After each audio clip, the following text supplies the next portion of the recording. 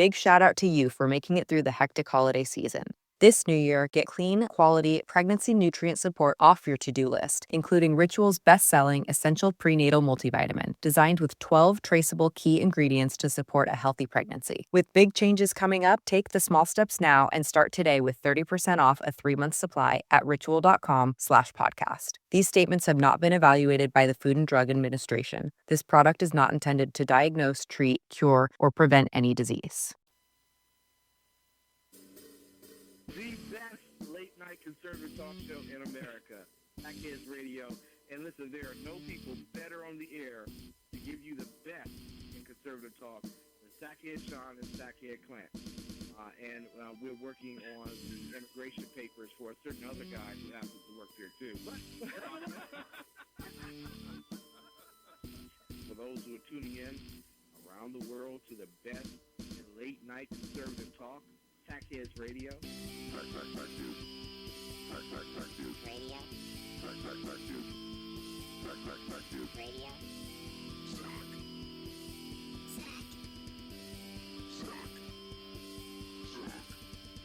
best late-night conservative talk show in America. In America.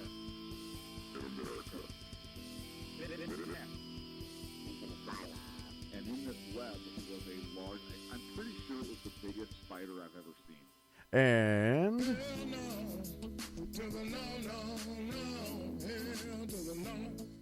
welcome to the Sackheads Radio Show.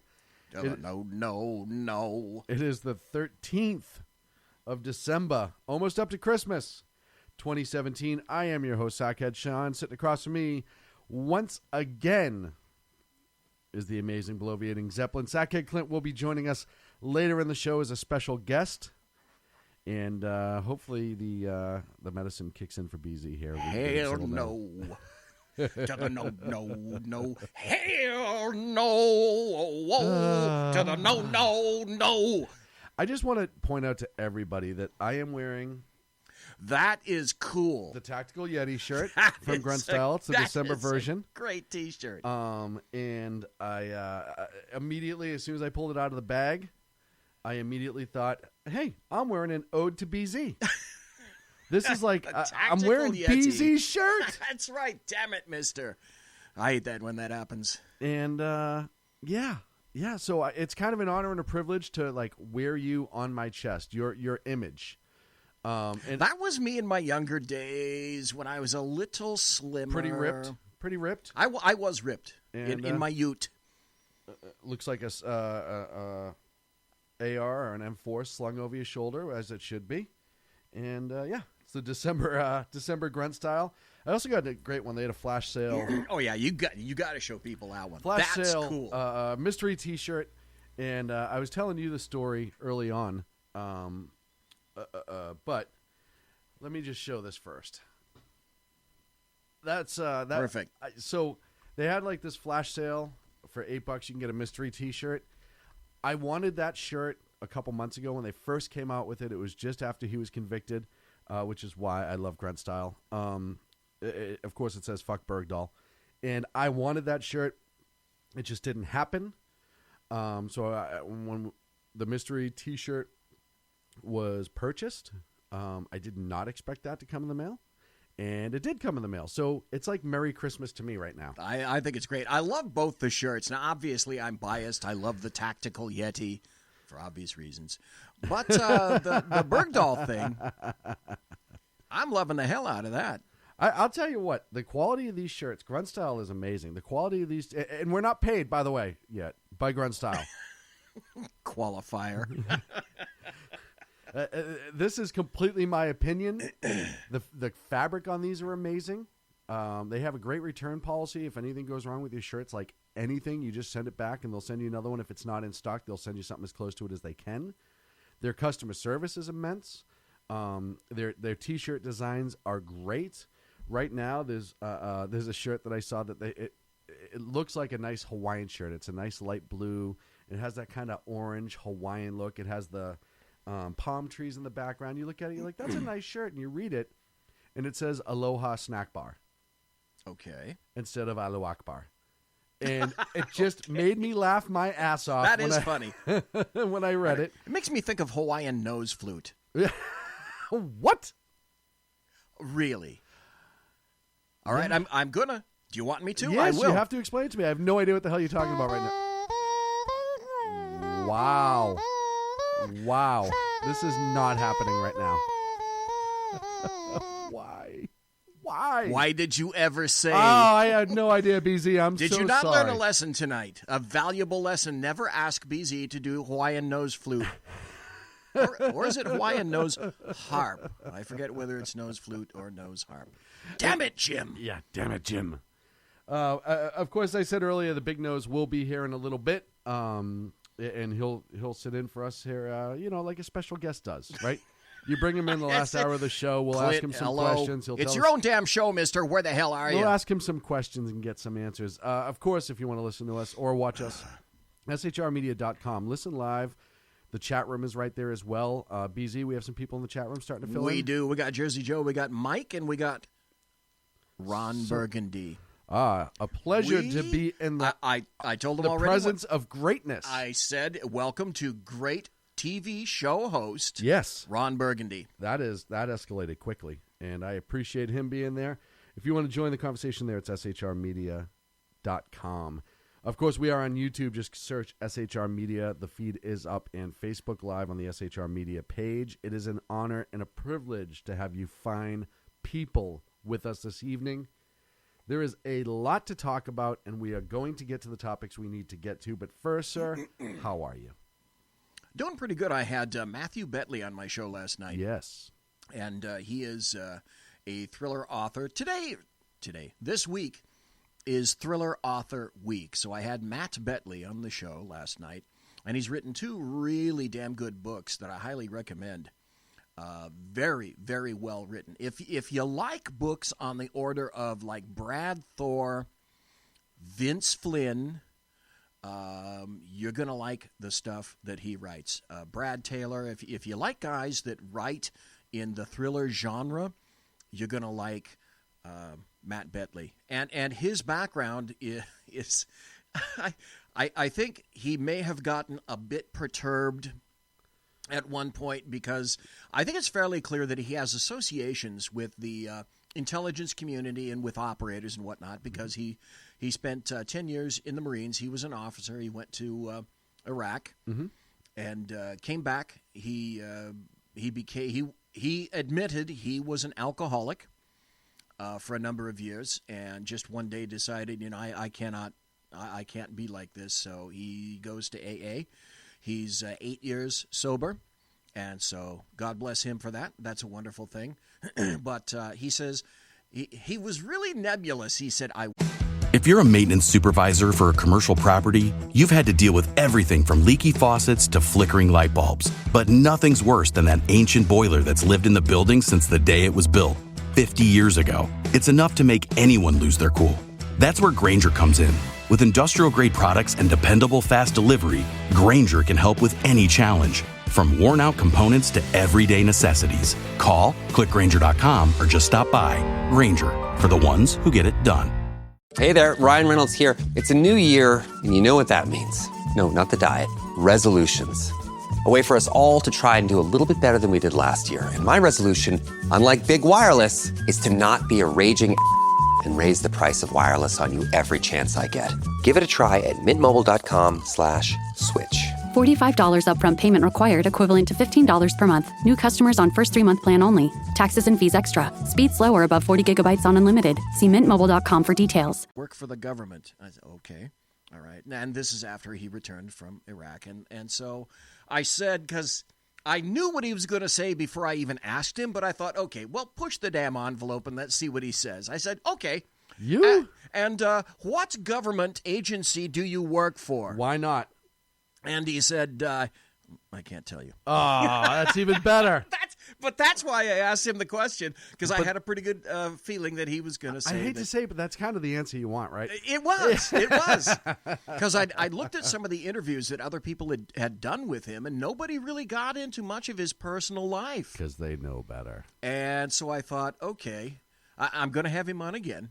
And he sort of, in a roundabout way, mentioned that he had a wife and that he's very busy with his job. And so next time when he comes on, Matt, if you're listening, I'm going to ask you about your personal life, because the other thing I've noticed is nobody else is asking you about this. And Matt, if you're listening, I just want to tell you I'm going to ask you again, what do you do for your work, and what agency do you work for? Just thought I'd tell you. Well, and then Thursday, I'm sorry, go ahead. Well, Jack Ryan was a historian, right? He originally started out, he was just an analyst. Right, but his story for years is that he was just a historian. Right. That's how I'm just a historian. Right. Okay. And then this is another interesting thing. There's a machine, a device that's in his newest book, Oath of Honor. He's written 2 books, Overwatch #1, Oath of Honor #2. There's a device in the book #2, Oath of Honor, called the One Ring, and it's a program system that can take over and completely grab satellites and place them under control. In other words, it can take over. It hacks them. Every satellite. Like Anderson Cooper's Twitter. Yep. It gets hacked. Yep, exactly. And I said, I knew it when I asked the question, and I thought, fuck it. I said, hey, because you're kind of in that community, do we have anything like the One Ring? What'd he say? Because you know me, and he said, no, I can't tell you anything. What about the rods from God? Because I like those too. So I had a great time talking to Matthew Betley. And then Thursday, tomorrow night, I'm going to have on Terrence McCauley again. I had him on for his prior book, and now he's got Conspiracy of Ravens out. And one thing I've noticed with Terrence, if you're listening, I'm going to give you some props up front. With his newest book, I think his writing, he's stepped up his writing, and I have to give him props. I think, people always say, your new book is the best book. Well, Terrence, in this case, your new book is, in fact, the best book. So, folks, if you want to read 2 great thriller writers, Matt Betley, Betley. He's at MatthewBetley.com, and Terrence McCauley, and I think he's at TerrenceMcCauley.com or .net. Both easy guys to find on the internet, at Matthew Betley, at Terrence McCauley, NYC. Right. But you'll find it on Twitter because he lives in New York City. Well, folks, this has been the Bloviating Zeppelin Berserk Author Chat Bobcat Saloon weekly podcast to update everything that's on the Bloviating Zeppelin show. Make sure you check them out at bloviatingzeppelin.net. We will see you next week. That's right, with more Author Chat and more Zeppelin Chat. No, it's awesome. Obviously, 2 great interviews. The information... and Kurt Schlichter, if you're listening, please, I'm aiming for you, brother. I'm going to bring you on here because there's another thing. Kurt Schlichter has a great witty insight, a conservative insight. What people don't know is that Kurt Schlichter has also written 2 books. Yeah, he's a very, very prolific writer. And these are 2 fiction books that I thought, Kurt Schlichter wrote a novel? No. I read it. Yeah, he did. He wrote 2 of them, and they're really damn good. So I'd like to get him on and under the guise of talking to him about books, and then we're going to rip a new arsehole for politics, because I sense that's where he would want to go. Well, why would you not want to go? I'd love to have him. I mean, what's the point again. what's the point of doing it, right? I mean, this is the point, is to rip assholes into politics. That's why we're here. Yeah. Sometimes we're the assholes. Yes, we are. And when you say that word, the first thing that happens to me is it's sort of a nervous reaction. My hand goes up like, me. Ooh, pick me. No, I am. I well, I can't even argue that. Yeah, I knew. Mary Brockman is in chat. Welcome to Mary Brockman. Good to see you. Welcome. There's a guy in here called Jim Will Acosta.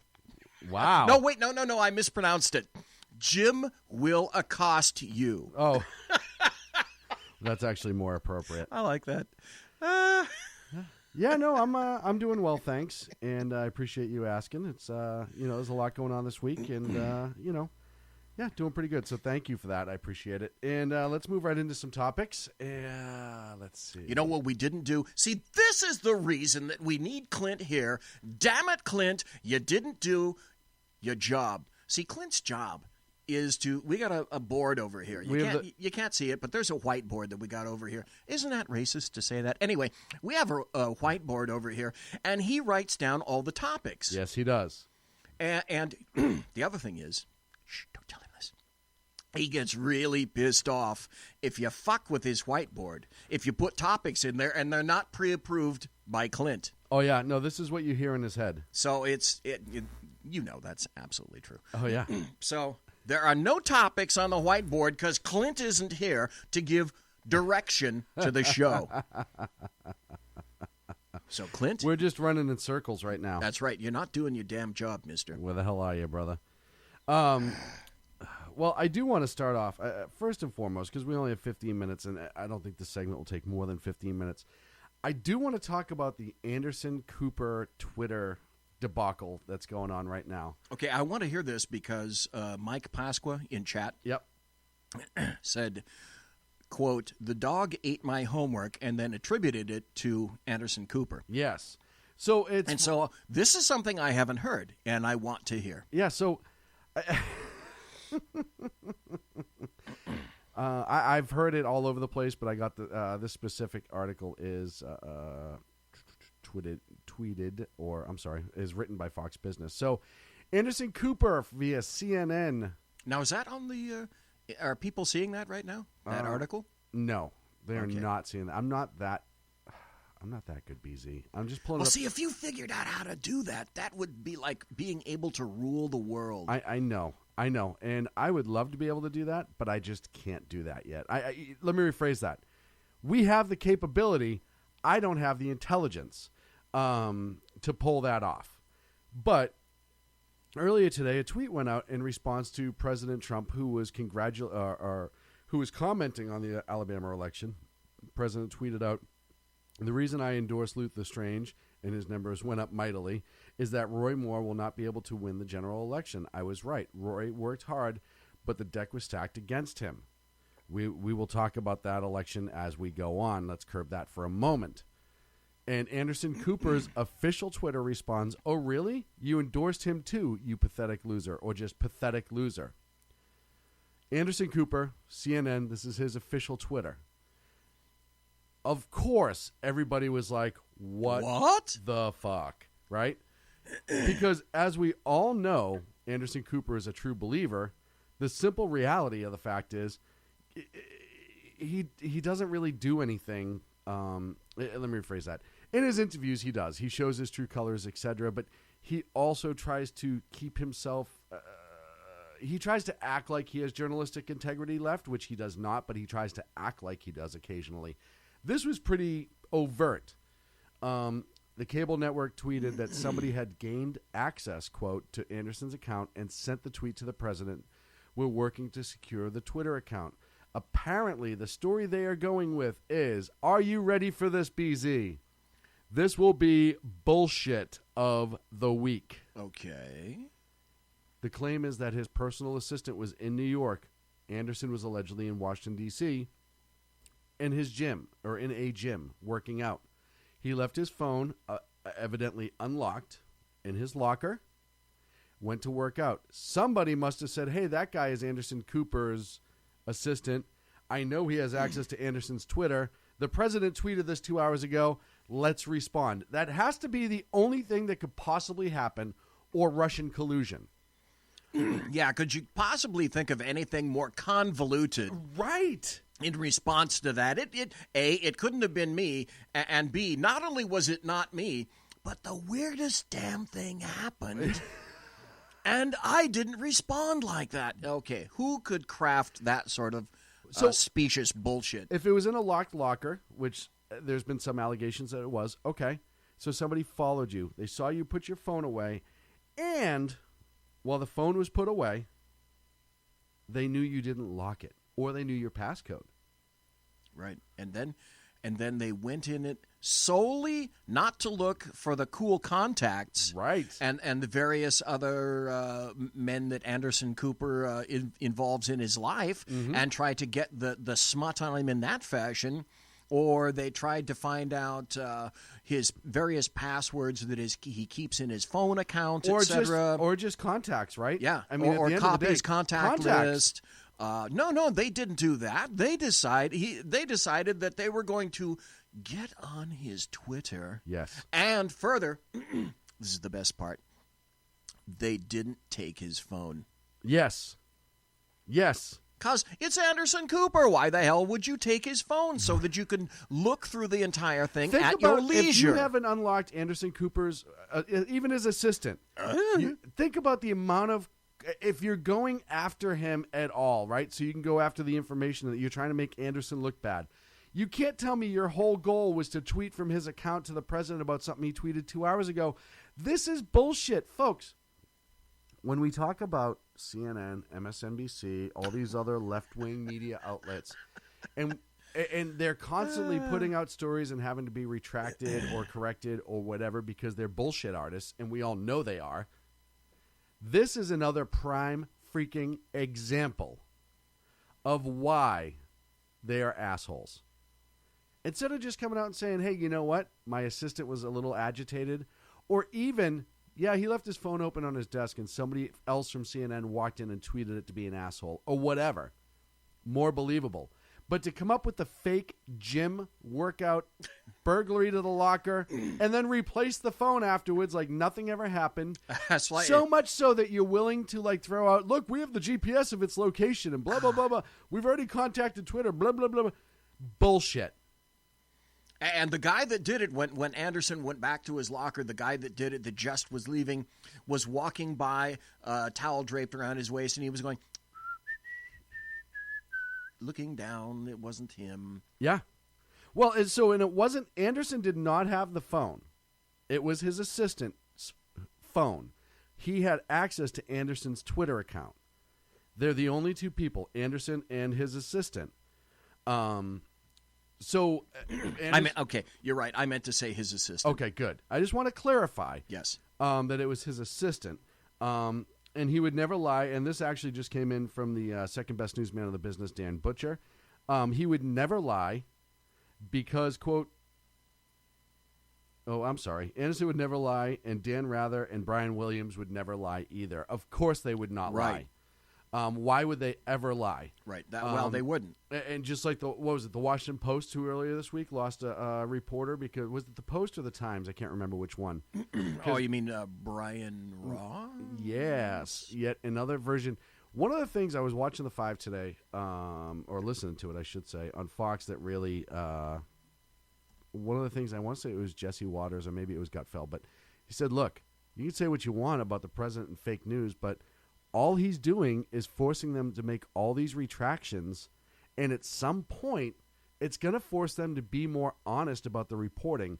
Another poll or research found out today that 91% of the stories on left-wing media, ABC, NBC, CBS, MSNBC, CNN, headline news, 91% of the stories about Trump were negative. Anything that had positivity to it was not overtly political as much as it was, the Christmas tree and all that other stuff that isn't really political related.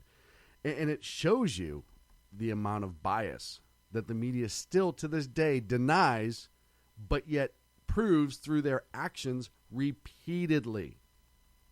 You had the ABC story with what's-his-face last week that had to retract when Flynn was indicted. It was completely false and erroneous, and he went to air with it. You had Ross having to resign because he had a BS story or photo that was thrown up. Over and over and over again, you see this, and now Brian Williams. Now Anderson Cooper turning around and saying, yeah, that wasn't my assistant. Somebody must have hacked the phone. Well, you know what? I'd give you much, much more credit if you came out and you were like, yeah, you know what? That was my assistant, and I fired him. Yeah, he has access to my Twitter. He does all my Twitter. Nobody would be shocked by that, right? Nobody's going to be shocked that Anderson Cooper doesn't run his own Twitter account. Nobody on the planet. We know the president does, and we know that he does on a regular basis. Right, wrong, or indifferent, we know that Anderson Cooper doesn't write his own Twitter or run it. He may tell the guy what to say, but the guy physically types it in for him as assistant. So when, and I ask you wholeheartedly, BZ, when will mainstream media realize that the rest of the world knows they're bullshit artists and it's time to move on and actually try to regain some journalistic integrity? Well, let's see. Let's point this out. The obvious. Hello, Captain. Welcome. Come into the studio. The media, if I'm not mistaken, was wrong 4 times this past week. Mm-hmm. One of the times was when CNN decided that it was going to breathlessly chant about the fact that now there's information that they have that Donald Trump Jr. was in collusion with WikiLeaks, who's in collusion with Russia, because it all goes back to the Kremlin, and he was in collusion with WikiLeaks before WikiLeaks went public on all of these emails. Yes. Oh, wait, that was wrong, because they said that it was February 4th, only they forgot the 1 in front of the 4, which it was actually the 14th, which is after WikiLeaks went public with it, and so it was actually in the public domain by then. But here's what happened. CNN went on and on and on and on and on, and then it went to all the other American media maggots who jumped on it with, and they retweeted it. And they shipped it to Facebook, and on and on and here's on. the thing I love about this. This tells you how horrific these media outlets are and what social media has in a way done to journalism in this country. Nobody fact checks. Nobody goes, let me just make sure a quick Google search. Hey, when did WikiLeaks drop this set? Oh, February 14th. They put the 4th. Why don't we look into this? Nope. Retweet. Throw it out there. It's going to be accurate. It was tweeted. How could it not be accurate? Here, I've got to read this. And this is why, to you. and again, I've been saying this for a while, and the folks on the 5 touched on this today too, but this is why, as much as sometimes I don't enjoy how he tweets, this is why the president tweets. Because he puts his side of things out, because he knows 95% of media in this country will not report what he says. It goes back to the fallen Green Beret or the fallen Ranger who was killed in Africa, when he was saying, "Oh, how horrible he treated that man's wife," and all this, and they tweeted just he knew what he was getting into. That part went all over the place, but they didn't give you the whole story. The fact that he said to her, even though he knew what the potential consequences were, he still signed up and went to work to serve and protect his country. And that may not be an exact quote, but that was the gist of it. They left all that part out. They put in the part that makes Trump look like he is an asshole, because that's what they do best. Folks, here's why you listen to Sackheads Radio, because if you liked that, you'll love this. You'll love this. So when that comes out and the media is just fawning all over the fact that finally they have evidence about WikiLeaks and Donald Trump, and it's a direct link to the Russians, for fuck's sake. Got him! Then Newsweek comes out with this. This is the headline. You're going to love this. Trump spells media wrong in tweet complaining about fake news coverage. Yes. Now that's news. Well, and here's the other thing that I thought was absolutely astounding Jesus about. Christ. I just thought was amazing. Is while the New York City attempted terrorist attack, or actual terrorist attack, just because there were no casualties does not make it a non-terrorist attack. If he blew his nuts off, that does in fact make it a pipe bomb, right? It does in fact make it a pipe bomb. Yeah. But CNN, in the middle of it all, is talking about how Trump drinks 10 Diet Cokes a day. Who gives a shit? If I was president, they would talk about the fact that I drink 15 cups of coffee a day. I mean, I totally get it, but look, I mean, like or dislike Bush, but remember the coverage when he choked on the peanut or the popcorn or whatever it was? Yeah, on it his was couch, all over right? the place, Yeah. right? I don't know how dramatic of an incident it was still to this day, but the simple fact that that was the headline tells you they will do whatever they can. I saw another article out there today or a couple days ago about how he likes Big Macs or McDonald's or eats McDonald's on a regular basis, and I was like, so didn't Bill Clinton. He's 70 fucking years old. He gets to like McDonald's if he can wants like to. Eat this is what they're covering. Christ. An attempted terrorist attack in New York City. Yet another one. Another one. Well, here's his tweet. Remember the Chelsea bombings last year? Then what? Earlier this month or early last month, there was the guy who tried to run everybody over. Right. They're all claiming ISIS. We've had several attempted attacks. This one is a bigger deal because it was an attempted suicide bombing. He wanted to be the first actual successful ISIS suicide bomber in a public place in the United States of America. That's what his desire was. And that got missed. And this is what's wrong with mainstream media. We are up against a break. Yep. Sorry about that, PZ. I know you had more you wanted to add. But, I'll bring it up when we come back. Simple fact is I'm not going to let you. We'll be back right here on the Sackheads Radio Show live on the SHR Media Network. Conservative media done right. You're listening to the SHR Media Network. Featuring right thinking from a left brain and doing the job the American maggots won't. BZ is fundamentally changing America one diaper at a time. Just when safety pin manufacturers are running out of metal for the diapers of the leftists, where the speech is free, but the drinks are not. The Bloviating Zeppelin's Berserk Bobcat Saloon can be heard every Tuesday and Thursday night, commencing at 11 p.m. Eastern and 8 p.m. Pacific, where pushback is a requisite art form in and of itself. Let your ossicles be truly liberated when you listen to the Bloviating Zeppelin's Berserk Bobcat Saloon, only on SHR Media Network. No ferrets were harmed in the making of this ad.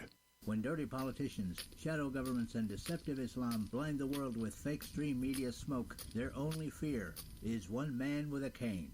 I'm Dave Milner. Join me through shrmedia.com, highplainstalkradio.com, and the Western Free Radio Network at Spreaker, YouTube, and iTunes for a different perspective weekly on the Unpleasant Blind Guy. And catch me on Jeff Mitchell's EDL Radio on blogtalkradio.com. There's no surrender ever. Because truth is not always pleasant.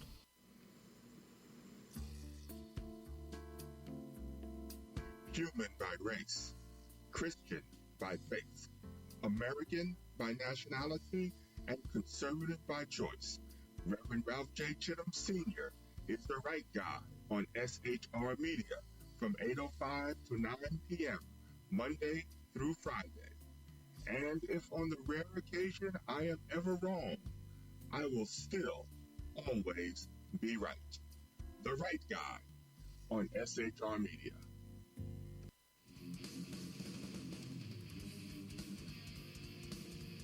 Beware, the Jersey Takeover is here. Every Monday through Friday, 9 p.m. to 11 p.m. Eastern Standard Time, you can catch River Common Sense Show hosted by Jersey Joe, right here on shrmedia.com.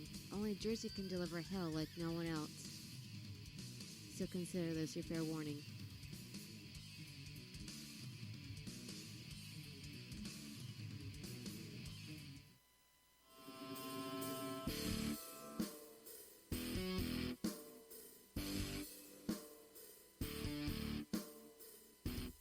In a world controlled by corrupt politicians, a team of ordinary men emerge from the ashes to give voice to the voiceless, hope to the hopeless, clues to the clueless. Sackheads Sean, Sackheads Clint, and Sackheads BZ. The Sackheads Radio Show every Wednesday at 8 p.m. Pacific and 11 p.m. Eastern on shrmedia.com. Watch on YouTube, Facebook, and the High Plains Pundit Network. The best in late-night conservative talk. The Sackheads Radio Show, only on the SHR Media Network. Go ahead, I'll say it. Some of the best A-roll is going to be B-roll. Like, what are you talking about? What do you mean? Just like the last question, you're going to cut a couple seconds. Yeah, I'm a freaking artist. I can't just come up with this shit off the top of my head. Are you freaking kidding me right now? Good point. Exactly right.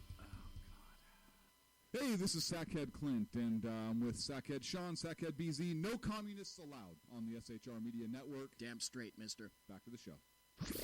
Conservative media done right. You're listening to the SHR Media Network. Welcome to the Sackheads Radio Show live on the SHR Media Network. Thank you so much for joining us as we return from break. BZ, I know I cut you off on the break if you wanted to add a little bit. That's okay. That's your job. The tweet that President Trump wrote was this: wow, more than 90% of fake news media, he spells media correctly, coverage of me is negative, with numerous forced retractions of untrue stories. Hence my use of social media, the only way to get the truth out.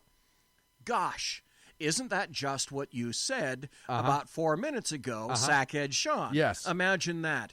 Much of mainstream media has become a joke. Now, okay, this time he spells media, M-E-A-D-I-A. Oh, my goodness, I know, he mistypes. drop everything. By the way, folks, if you've ever seen anything I've posted on social media or like instant messaged me or texted with me, you will see that I am consistently misspelling because I have gigantic friggin' fingers and a tiny-ass keyboard, and after a while, you get exhausted just trying to fix it. And people will send me back messages. They're like, "What the hell did you just say?" Hey, I'm listen, when you send me text messages, you have to speak my language. 9 times out of 10, I have to ask you, okay, what the fuck I was know that? it. What did you just mean? And I spent a lot of time when we went to digital keyboards. I was better when I had the little QWERTY keyboard that was actually keys on my phone, right? When they went to only digital keyboards, I spent a lot of time early trying to correct it and trying to fix it. And then I just said, fuck it. That's because what I'm attached to this thing 24/7 for the show and other, just You're life in the in fuck it general. phase right now. But, folks, I have to tell you this. You've probably seen people who can text with their thumbs rapidly. I can attest to the fact that I don't, even millennials, I don't think I've seen millennials type with their thumbs on a phone keyboard as fast as Sackhead Sean can. Holy mother of God. No wonder you make mistakes. I have to, though, right?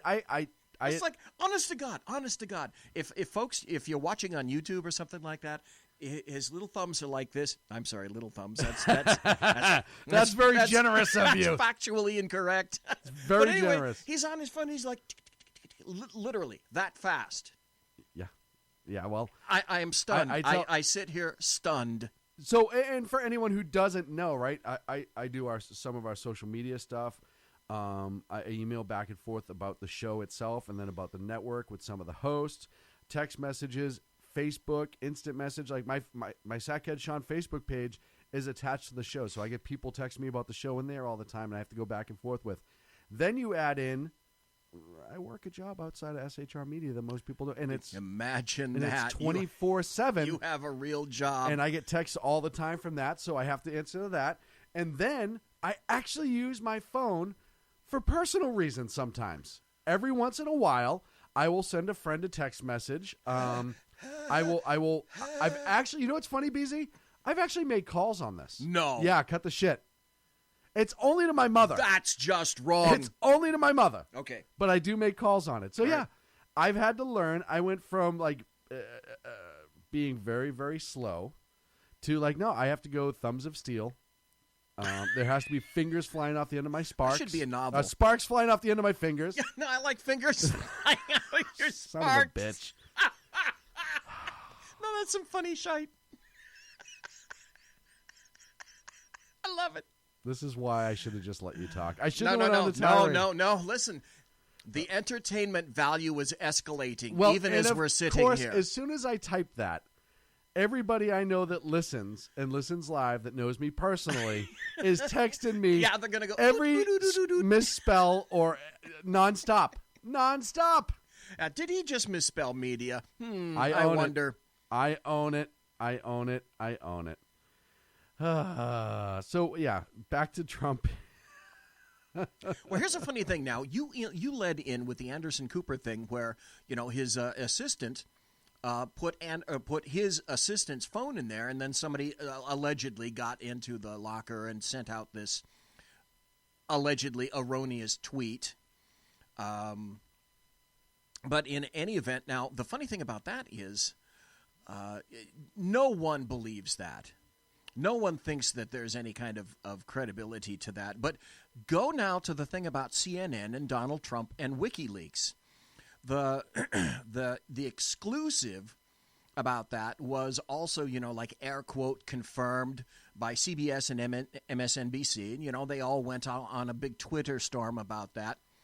Said that some unknown person had sent the president's son an encryption key to view that secret WikiLeaks email. Okay. But like I said, it turned to crap because it was 10 days later. The date was bad. That's bad enough itself. But CNN then, just like this bullshit with Anderson Cooper, CNN said, okay, here's what we're not going to do. We're not going to take any actions against our reporter because of this. Because now they revamped everything. 2 sources have provided bad information, okay? But how did... Just people, don't you ever ask yourself fucking questions? How did No! How did 2 separate sources manage to get the same shit wrong about the date? Now, one could have gotten maybe the date wrong. The other one might have gotten a name of someone who sent the email wrong. No, they're alleged 2 anonymous sources. They both happened to get the date wrong. So that's why we can't take any action about our reporter. Our poor reporters. Oh, that's so sad. Poor things. Poor things. You want to know what's really going on with the American media maggots? Here's what's going on. They're lazy. Yes. They're incurious. They're absolutely willing to create false, biased, single anonymous sourced, barely researched, or simply repeated and piggybacked stories of either little substance or outright falsehoods. and the editors, even back in the 70s, when the New York Times and the Washington Post were going through Watergate and whatnot, there was shit that wouldn't make it through a damn good editor. Right. Okay, let's say you have an arseload of little puppy journalists, but somewhere along the line you've got to have an editor, an assistant editor, the editor-in-chief. Someone's got to proof this shit. No. So, okay, it gets created out of whole crap cloth, shipped electronically from some reporter or reporterette's computer over to the editor, who looks at that and goes, well, that's great bullshit, let's send that through. And have you noticed in the past year, just the past year mostly, how many of these big news organizations are accepting single anonymous sourced stories as veritas? Yes. Like the single anonymous person who talked about Comey. Mm-hmm. Well, that's okay. Well, why wouldn't it be? And you wonder why all across the fruited plain, newsrooms are bleeding journalists. Oh, God, yeah. They're bleeding readers. They're bleeding advertising, and they're bleeding cash. Like hemorrhaging cash. So not too terribly shocking to me. I'm going to throw something out, because while you were mid-sentence on that, we get a call on the Skype line. Okay. And I don't know who it is, honestly. Did you take it? No, I'm going to call him back. Oh, okay. All right, so this is like, who knows what the hell's going to be going on? No idea. I have no idea who this is going to be. But I figured if they called in on the special studio line, it's going to be a friend of ours. Could it be like 1-900 grab my tits or something No, like that? No. It's definitely a no, it's definitely not a 900 number. Okay, all right. But I don't know who it is, and it's going to ring out. All right, well, they don't want to go on the air then. I put it into my phone. I was expecting it to be somebody else, and it was not. So we shall move on. Let us, because I know Alabama and Roy Moore is going to probably cover the last hour, and I'm almost positive Clint will be here by then. We can take that story and damn run with it. And we get 15 There's minutes. So many implications for that. Oh, God, yeah. And we have 15 minutes in this segment, so I want to make sure that we do cover the New York City attempted bombing or successful bombing. But how do you want to... You said it. I think, I think we both said it. This guy wanted to be the first successful United States suicide bomber. Yeah. He was an imbecile, didn't do it right, but he was ISIS-inspired, and I said this on, I said this on my show last night, or even maybe on Ken's show. I said, what we're going to discover are two things. One of them has already turned out to be true. Mm-hmm. We're going to discover two things. Number one, we're going to discover that he was not what the media calls a lone wolf.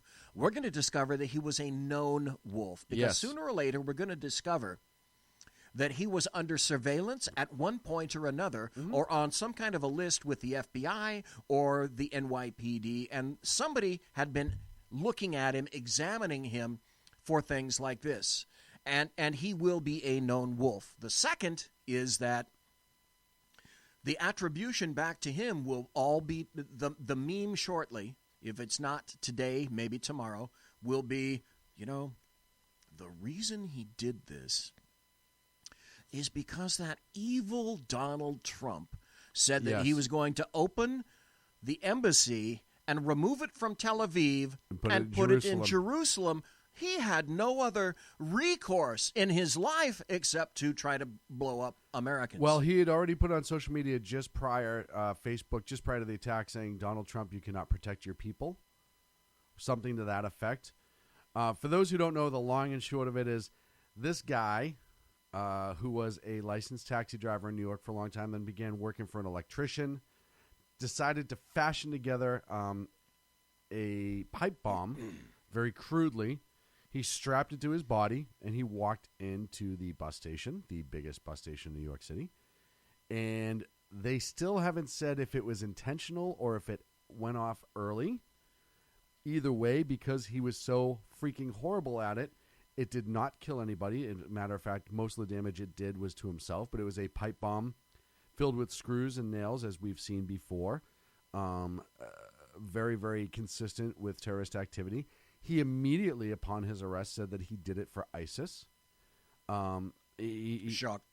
Yeah, which, I mean, let's be honest. We saw this in the Pulse nightclub shooting. I know there are some people in media that are going to say this is not ISIS-inspired. Even the police commissioner said some of the effect of this is not like the Al-Qaeda model where it's people are communicating. This is a conspiracy that is within the confines of their mind. Oh, by the way, I'm looking at chat. That was Gulf Dogs that called. So, Gulf Dogs, if you're listening, call us back. So, it's definitely one of those things where even comments like that, like, this is not Al-Qaeda. This is a conspiracy within the confines of their own mind. No, because this guy put it out on social media. And this is the police commissioner, John Miller. No, he put it out on social media. I guarantee when they scrub this guy's social media out, there's going to be a ton of ISIS-inspired stuff on it. I guarantee when they go through all of his BS, they're going to realize that he stuck out. Now, he came in via chain immigration, something that Trump is targeting as we speak. That's another issue entirely, oh my God, off the hook. That shit has got to stop. There's nothing in the Constitution that says that we have to do that. Right. People do that because they're gaups. That's why they do it. Right. No more complicated than that. So he came in via chain immigration. Obviously, he's Muslim. And he's had Can I stop you just for there? Yeah. Just for that. Show me one newspaper or internet report from a major writer or a major internet site that specifically states in the first or second paragraph that this guy's a Muslim. Have yet to see that. ISIS was thrown all over the place, and because they couldn't argue it, right? You had, and this tells you too, the NYPD is starting to become like the FBI. Pardon. There's so much BS at the top and political correctness that you have senior officials now leaking to the press early and quickly. I brought this up about Vegas too, the pictures that were sent out about the body and all that other stuff. I said, I am convinced that was an officer who said we have to get some of this out there before it disappears into public, and I'm going to tweet these photos out or send these photos out so they go public. I think that's what's starting to happen with the NYPD, and we saw it with the FBI. Hey, we know that they're going to try to BS this as much as they possibly can because de Blasio runs New York City. He runs the NYPD. Even though he's not the chief, his lackey is Miller. Let me get to this to the press right away. He made a claim that it was for ISIS within an hour of the attack or 2 hours of the attack. It's sad that it has gotten to that point, but it's also a reality.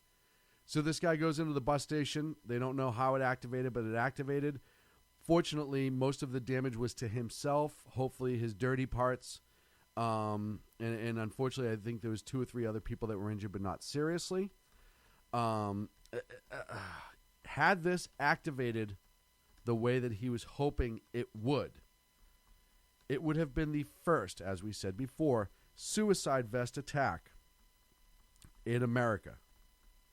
I want that to sink in for people a little bit.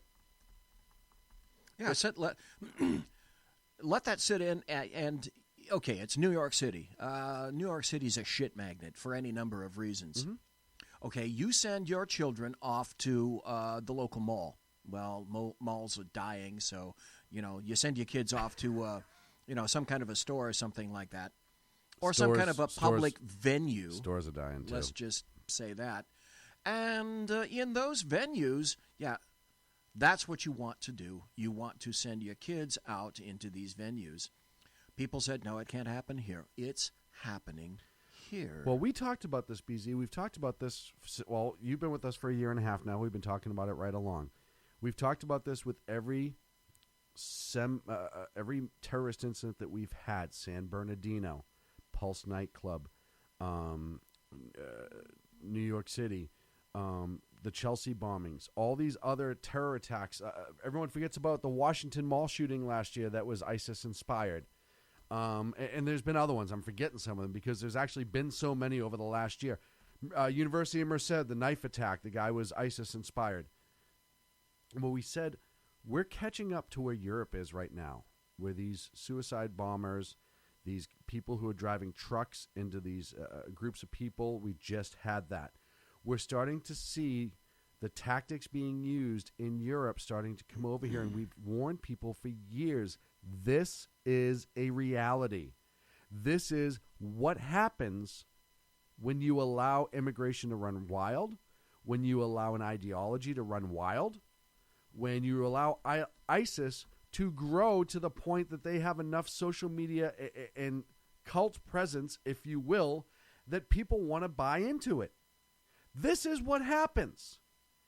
Now, for the last 8 years, we know, people forget, why was ISIS allowed to grow? ISIS grew in the vacuum that was created by the Obama administration for the early withdrawal from Iraq. Come on, they were just the JV. Right. They're the junior varsity. They're a couple hundred. They won't be that big of a deal.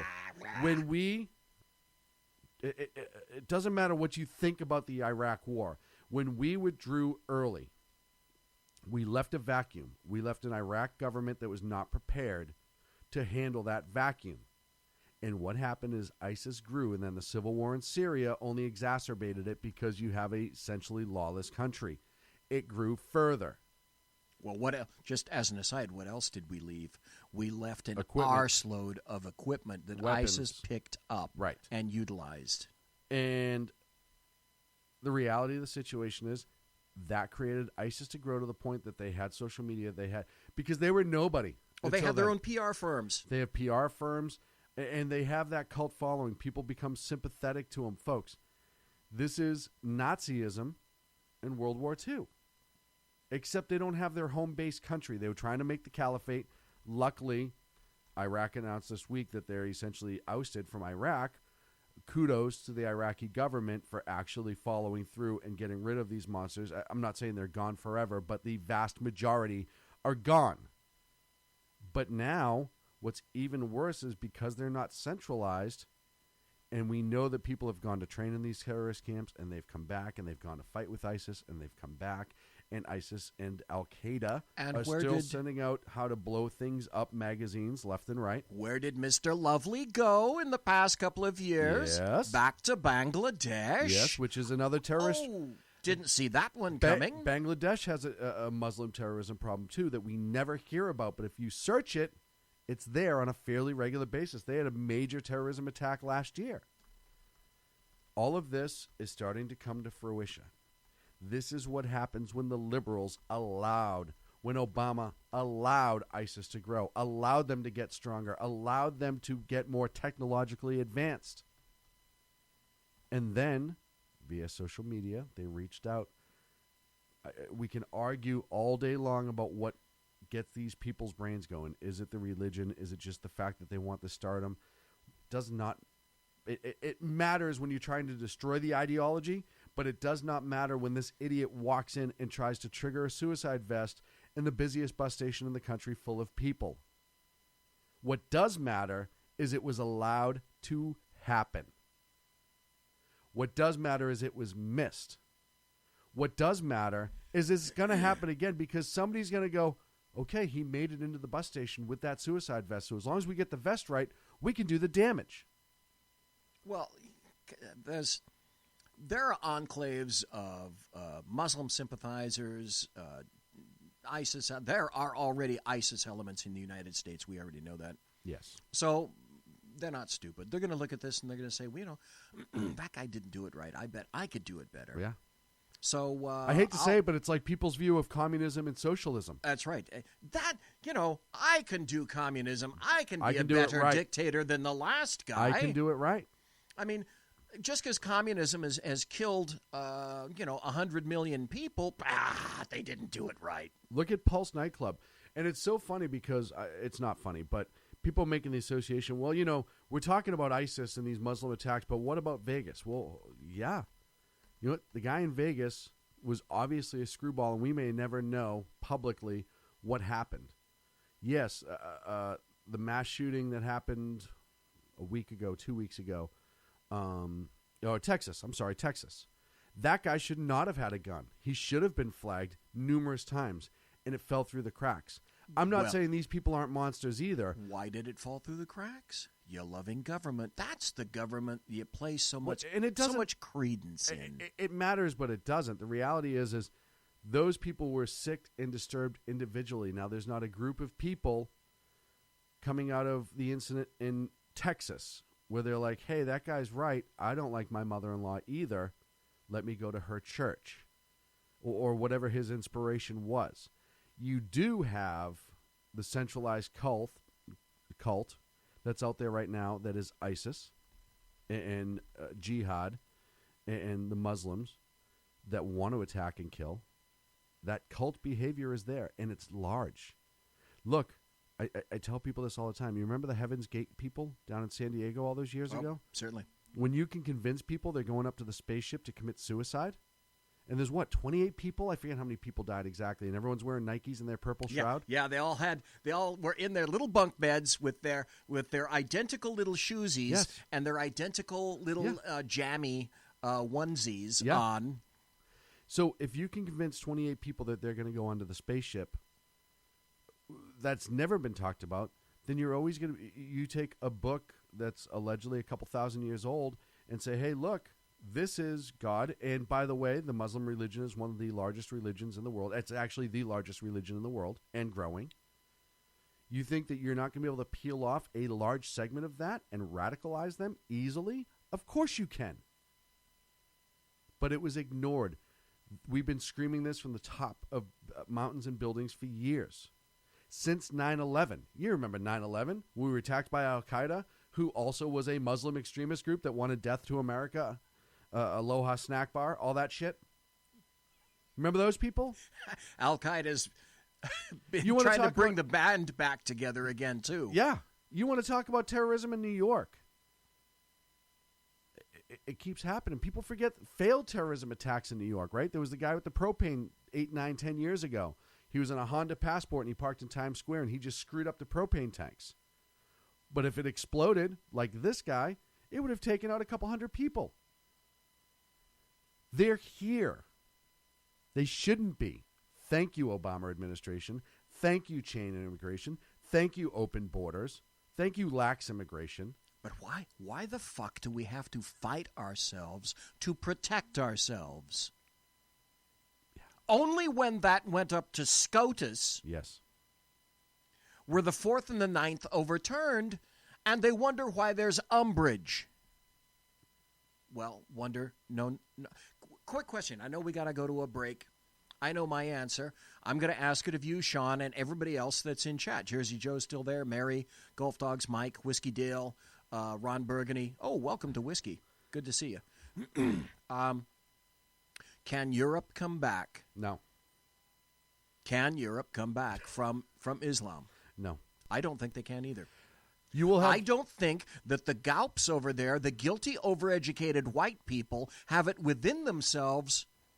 And that's how you lose a race and a civilization when you cannot even defend. You're not inclined to defend yourself. Well, and you look at this country right now, and I've said this before, I'll say it again. What's the biggest focus in the news media? Social issues. Our social issues are bigger than our security. Our social issues are bigger than the potential threat. When our social issues are bigger than everything else, including our national security and the well-being of our citizens and our children, we have a serious fucking problem. Because those people have been, the vast majority of this country have been led by the nose to think that social issues are the most important thing in the world. This person's feelings hurt. That person may have been touched inappropriately 55 years ago. That person wants to pee in a men's room. That's been the talk for the last 8 years in media. That's been what's important until you try to change some of our policies on national security to protect us better. And then we're all monsters who hate these people because they're brown. No, I just hate people because they're stupid. Yeah, well, there's a lot of hate out there for that. Folks, we got to take a break. When we come back, we're going to discuss Alabama. Big Nose may show up. It's going to get all sorts of exciting here on the Sackheads Radio Show. Stick around. We'll be right back. Conservative media done right. You're listening to the SHR Media Network. Hey, it's Sean from the Sackheads Radio Show. Also one of the owners here at the SHR Media Network. Are you opinionated? Have you ever wanted to do your own show? Have you ever heard somebody like the Sackheads and go, yeah, I could probably do that better? Well, now's your chance. Send me a 5-minute clip at sackheadsradio@gmail.com, and maybe you can be part of the SHR broadcasting team. sackheadsradio@gmail.com.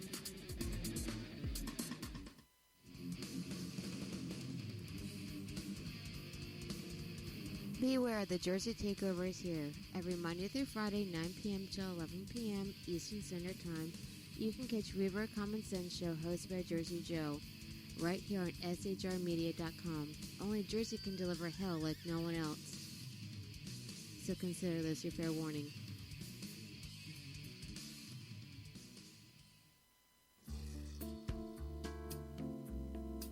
Human by race, Christian by faith, American by nationality, and conservative by choice.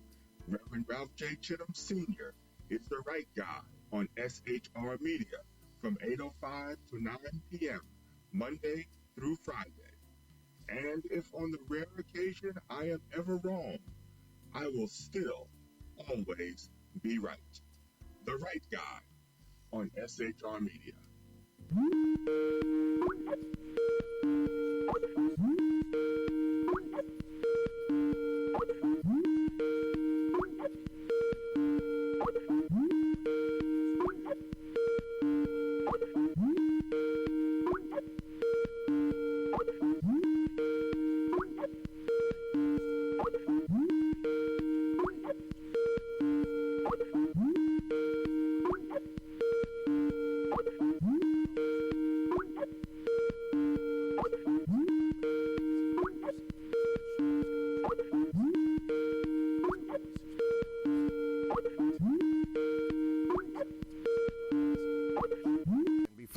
SHR Media Network, Spreaker, and YouTube every Tuesday and Thursday night at 11 p.m. Eastern and 8 p.m. Pacific, featuring right thinking from a left brain and doing the job the American media maggots won't. You'll find that the speech is free, but the drinks are not. There, in the saloon, just when safety pin manufacturers are running out of metal for the diapers of the leftists, BZ is sending his personal drones of freedom into the wheelhouses and ossicles of lovers of sovereignty and liberty nationally and globally. Broadcasting behind enemy lines in occupied California, BZ swears that no rights were harmed in the making of this promo.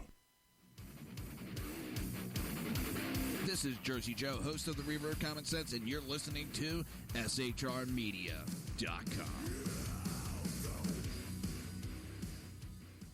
Conservative media done right. You're listening to the SHR Media Network. Featuring right thinking And from a welcome left back. brain Oh, and doing I let it go a little long. Welcome back to the Sackheads Radio Show live on the SHR Media Network. I actually waited for the stinger this time, BZ. I'm getting better at this. I know. That's why you're the consummate professional. It only took me a few years, but I'm getting it, God damn it. Jeez Louise. Mike in chat says, BZ, has the nose shown up to blow tonight? And sadly, no, he's not here yet. Our fingers are crossed. We're just waiting. You'll know when he stomps into the studio because it'll get loud and ridiculous, and it doesn't matter what we're talking about.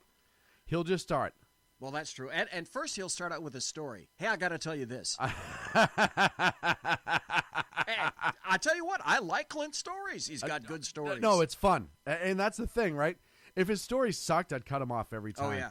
But it's always magical. Dude, you're toast. And it's not just for air. Like, I have so many people text me, like, is he BSing some of this stuff? No. If you've ever met Clint in real life, you'll know he's exactly what you get on the air. He's just as batshit crazy.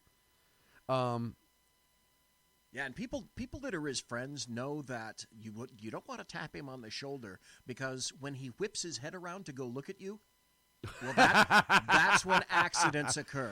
Yeah, I mean, the last time I had a black eye, that's exactly what happened. Most accidents occur in the home or within 5 miles of the home, too. With 5 miles of his nose. Most people don't know that. It's 5 miles of his nose. So... Isn't that like the phrase, 5 miles of bad nose? Yes. 5 miles of bad nose. It's not a phrase, but it's going to be. You heard it here first on Sackheads. So let's start off with Alabama. And obviously... I never really liked him. My wife liked him. But she said the bass player wasn't all that great. Wait, I'll leave that alone. Musically, of course. Oh, here we go. Yeah. Here we go. Yeah. I was just curious, that's all. Obviously, some people don't listen to what they're instructed, and that's fine. No, he's right there. There he is. I see him. Yeah, I know. Did you tell him what I told you to tell him? No, I said call back. Yeah. And what did I tell you? I said I tried to call him from a different number that would be way, way easier. And, I can answer it from over here. That won't put him on the air. You can answer him in fucking everyone's house right now. I can do that just to... No, I won't do that. That's not nice. Yeah. And tell him I'll call him back in like 4 minutes. How's that? We'll call him back. He's going to keep calling, but he doesn't have to. I will call him back, and it will be a number he probably doesn't recognize, and just answer the shit, because I tried last time. So, let's see. Alabama. Okay. Can we go back to Alabama for real? I just sent it to him. Okay, good. Can we go back to Alabama for real? Yes, we could. BZ, it's a sweet home. Why don't you sum up the election for us, and then we'll go from there. Well, it won't shock you when we kind of get rolling on this a little bit. I can tell you exactly why it happened. However, how did we get there? Well, we got there this way.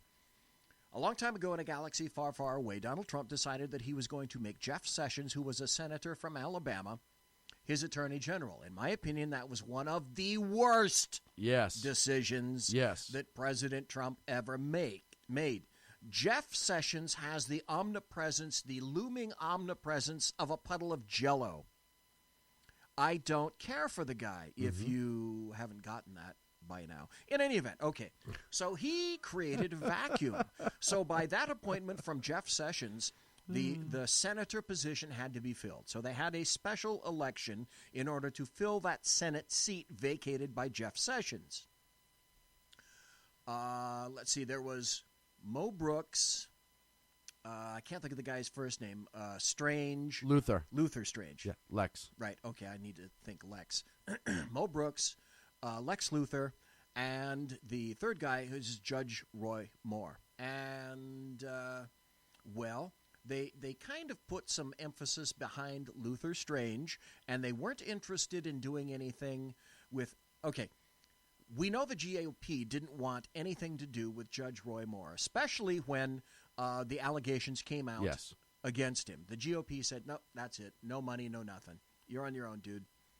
So basically what they had is two people that they could have supported, Lex Luthor and Mo Brooks.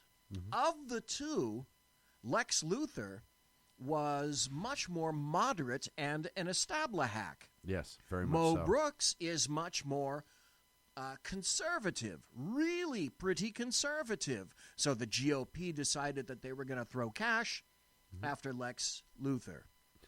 Lex Luthor didn't really go places. Well, they certainly weren't going to throw any money after Judge Roy Moore. So then it came down to Judge Roy Moore, because a lot of people were up for him.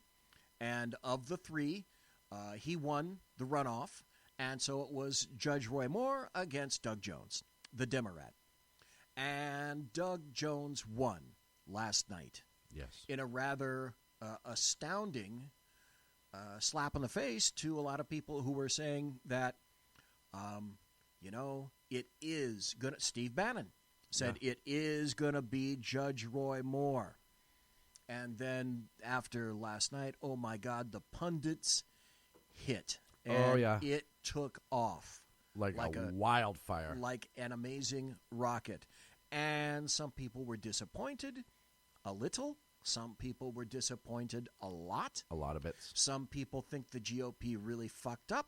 And some people think the GOP really dodged a bullet. Yes. A major bullet. Yes. But the one thing we do know is no matter what, in 2 more years, in 2020, there will be, 3 more years, in 2020, there will be, that's when senators run for every 6 years, Congress for every 2 years. Right. And so that will come up again for election in 2020. So this guy, Doug Jones, is going to have 2-3 years to do whatever the hell it is that he's going to do. And hopefully, if he's smart, if he ever wants to get reelected again, he'll probably slide to the side of the conservatives. Well, see, now that's the other thing that I've been hearing. Some Democrats are saying, "Oh, Doug, we just gave you lots of power in Alabama. If you betray us, buddy, you're going to be well and truly screwed." Well, and this is why the GOP needs to, right now, find a viable candidate. Golf Dog says he's not calling back. It's too confusing. No, it just, Lord. Watch. Let's just jump to Golf Dogs really quick. I didn't mean to make it confusing. All I wanted was somebody to answer the phone if I called. Look, and I'm going to call right now. Okay, Golf Dogs, if you're listening, he's calling. I wasn't trying to make it hard.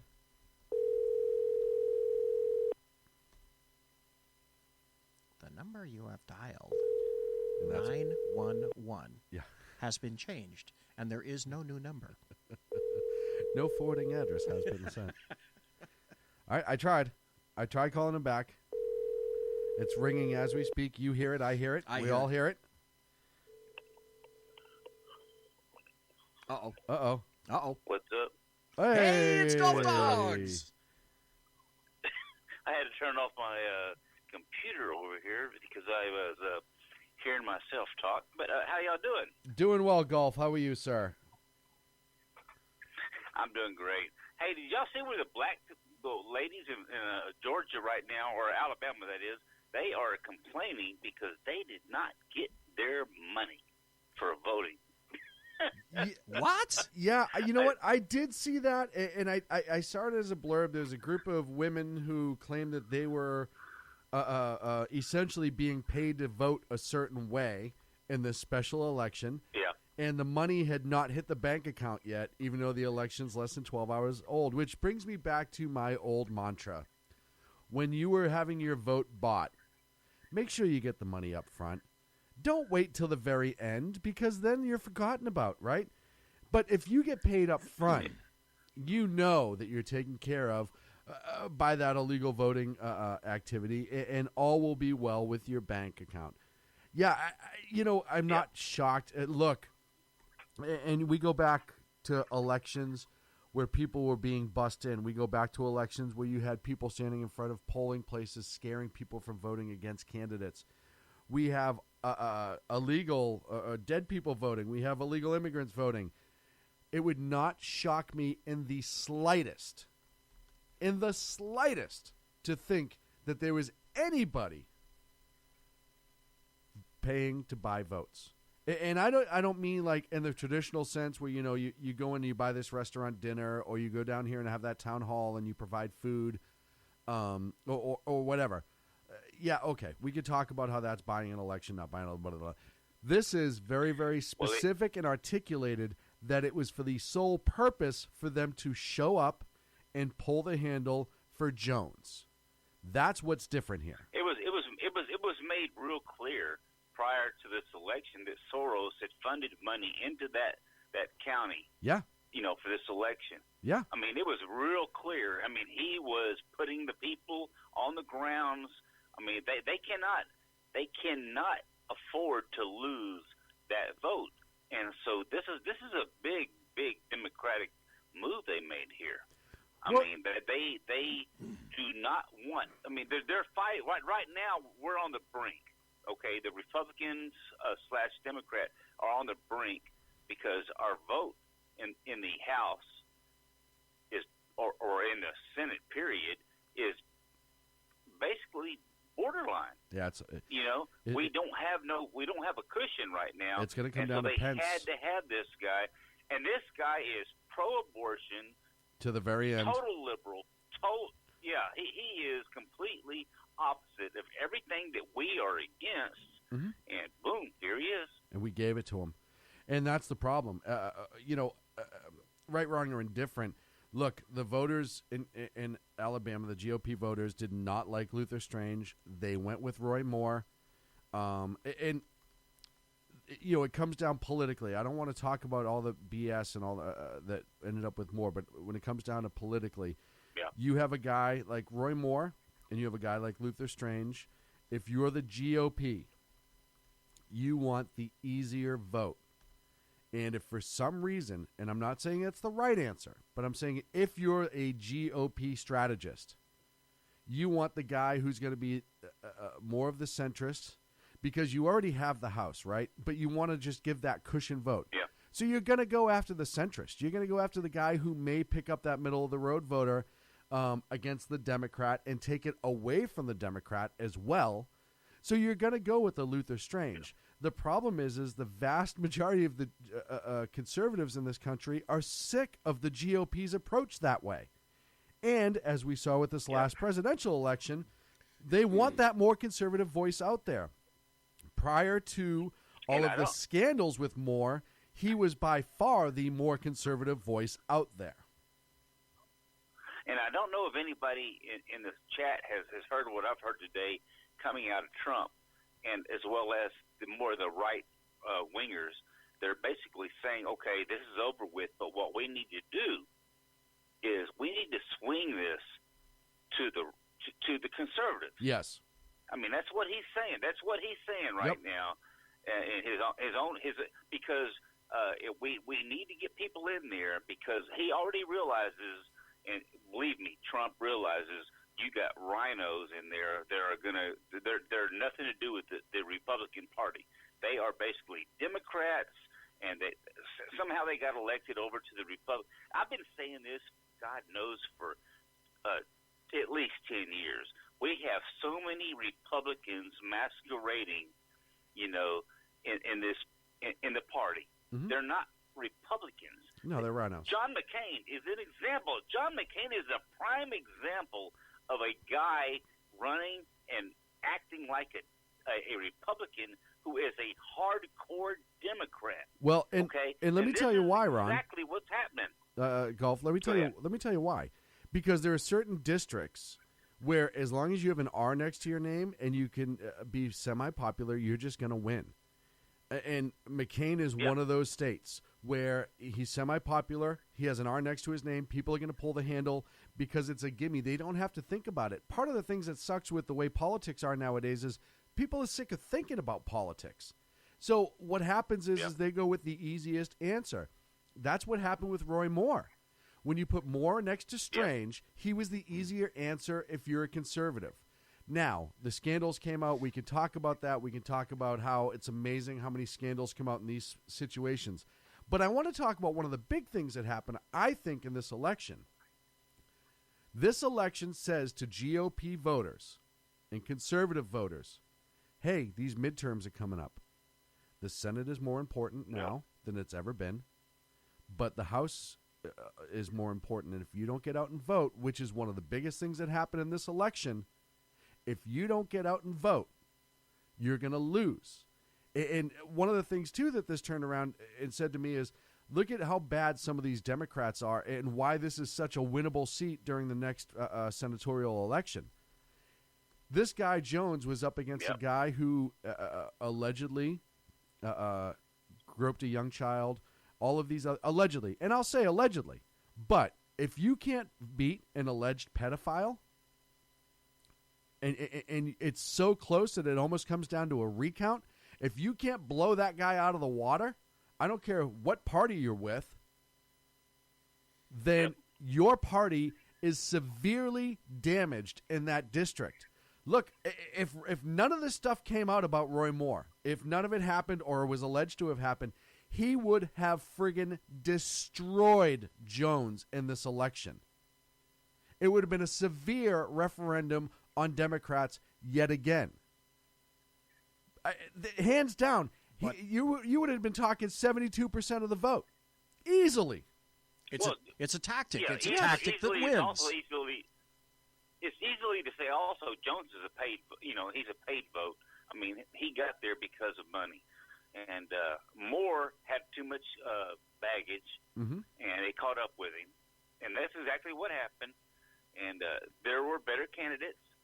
But this is what the Democrats and the left do. They seize on something like that. Yeah. And that's why whenever we've seen, like, just in the last week, I don't know, 20 women come out and are accusing Trump now of some kind of corruption. Yeah, because they just saw it work.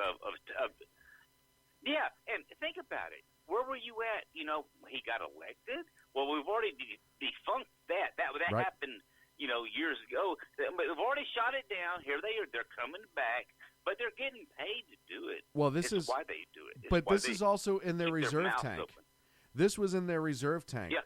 They never thought he'd get a win. Yeah. This was their backup plan, and now it's, oh, shit, he won. And they tried to dangle it a little bit previous to the election, and other than some dirty words, it all turned out to be false.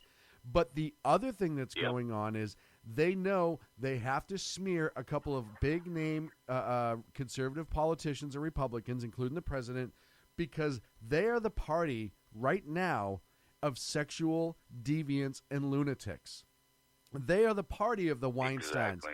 They are the party of the Al Frankens. They are the party of everything that's coming out. Look at Anthony Weiner. Everyone forgets about Anthony Weiner all of a sudden. This guy's texting his junk to underage girls. The Democrats have a major problem in this country, and it's not conservatives. It is the deviants within. And listen, I've said before, I'll say it again. What two people do behind their closed doors, none of my goddamn business.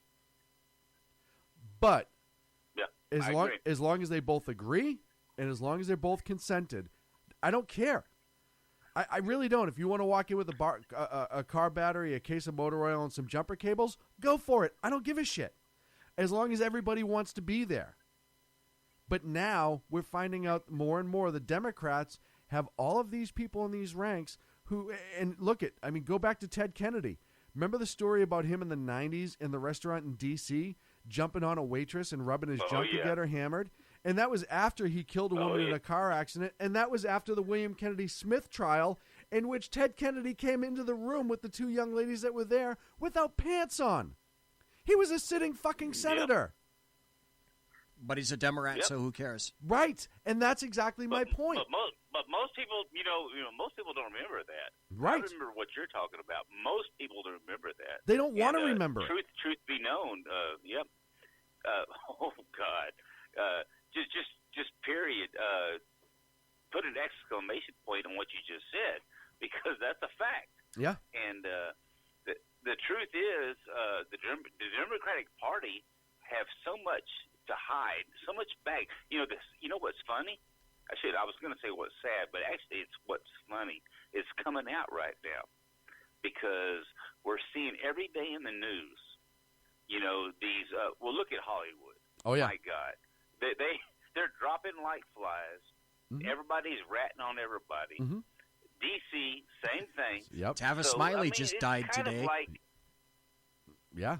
Who's that? Tavis Smiley just got hit with sexual harassment complaints today. Oh, yeah. Well, and then you look at New York, right? Yeah. All the major news agencies that are having this happen, and PBS included, right? Matt Lauer. NPR, NBC, Three ABC, people at Charlie NPR. Rose, or CBS. Was Charlie Rose CBS? Doesn't matter. Yeah. Who was the guy in Michigan, the Democrat talk show host, last week that it came out that he was it Michigan or Minnesota? Talk show? Yeah, it came out that he's a big Democratic talk show host. That he was same thing. Al Franken, the guy who had to resign there, the congressman. I can't even think of his name right now. Who had to resign? It's coming out more and more, and it's coming out in droves. But here's the problem. Yeah, there's been a couple of conservatives whose names have slipped in. Right, you had the Oklahoma state senator who was caught with an underage boy. You had what was it out of Texas there, one of the Congress members who they made a big deal out of it, but texted himself naked to a girl that he was dating at the time. The guy with the wide stance in the toilet? Yes. Okay, is that like weird? Well, it's 2017 and it happens all the time, but I don't think it's weird, but it was between two consulting people, and then he broke up with her, so now she's going to put it out there. Okay, but let's not forget, outside of Anthony Weiner, we had our good friend there, Geraldo. The huge liberal, right? Remember the towel picture? And I'm not saying, look, if Geraldo's dating that girl and he wants to send her that picture and he trusts her with it, okay, great. But you have to know what's going on in the world right now. And you have to know the problem I have with media is they're starting to coalesce into everything that's alleged has become true. But unless it's their people. And then it's only true when it has to be true. How secure do you feel? Okay, say the sackheads decide they want to take pictures of themselves naked, okay, and send them to people around the internet. Okay, okay, and we have no problems. We're not worried. But think about this. This is the mind of a politician, evidently. Right. Take pictures of yourself naked and send it to your boyfriend, your girlfriend, whoever. Right. And it's not going to come. It's not going to come back to haunt you. Hell yes, it is. Of course it is, because Here it is right now. You have something to lose, and you also have this culture of people wanting to be more famous and using the internet to do it quickly because they'll get the interviews. They'll have their little. Look at Monica Lewinsky, right? She was the original, and I'm not saying what happened between Bill and Monica was okay or whatever, but let's face it, Monica was one of the first social media tabloid victors with this, right? Everything that came out, the dress, and after that, people and Monica's living a good life now. She's not poor. She still does interviews and shows and writes and does all this other stuff. And you have all these other people who said, well, why not me? And you got to ask yourself if you were seeking public election. Now, look, I say it all the time. If you're going into public and you want to run for an office and there is pictures of you naked out there, be comfortable with the fact that they're going to probably come up. And if you sent them to somebody that you're in a relationship with, have that defense ready and just come out and be like, yeah, you know what? I did. And it's okay because he and I were together and they were supposed to be kept private and he broke our privacy or she broke our privacy act. Life sucks. Move on. But it's funny because I remember, and correct me if I'm wrong, BZ, 60s and 70s, and even before that, wasn't there a huge market in this country for wives to go get burlesque style photos done for their husband as that kind of that private gift? Actually, that went up into the 80s. Yes. And it was acceptable. Yes, it was. And it was not only acceptable, but it was like they were called boudoir photos. Boudoir. Thank you. That's what I meant to say. But a girlfriend of mine did it. It's always been around. That idea has always been around. It's just how we transfer the information now has changed. But you don't do that and run for office. That's what I'm saying. We got to go to a break. We do. I want to give one thing out here that Ron Burgundy said in chat. He said some of these folks are making Anthony Weiner look normal.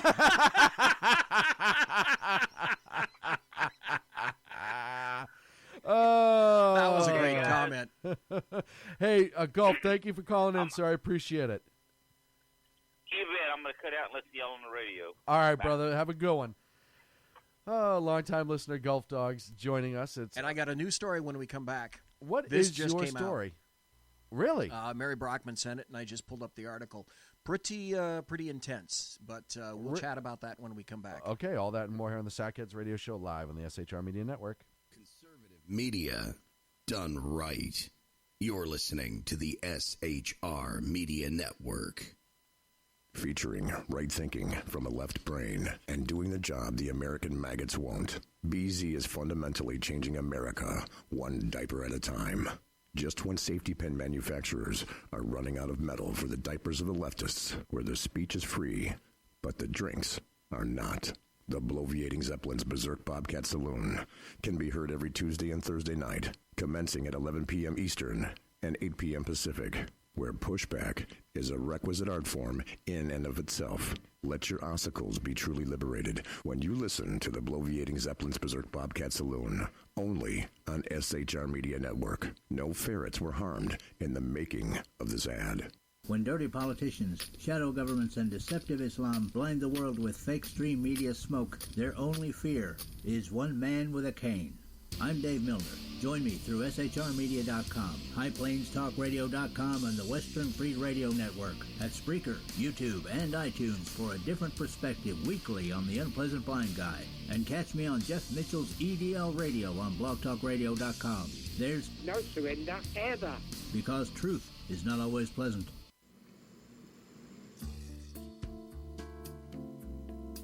Human by race, Christian by faith, American by nationality, and conservative by choice. Reverend Ralph J. Chittum Sr. is the right guy on SHR Media from 8:05 to 9 p.m. Monday through Friday. And if on the rare occasion I am ever wrong, I will still always be right. The right guy on SHR Media.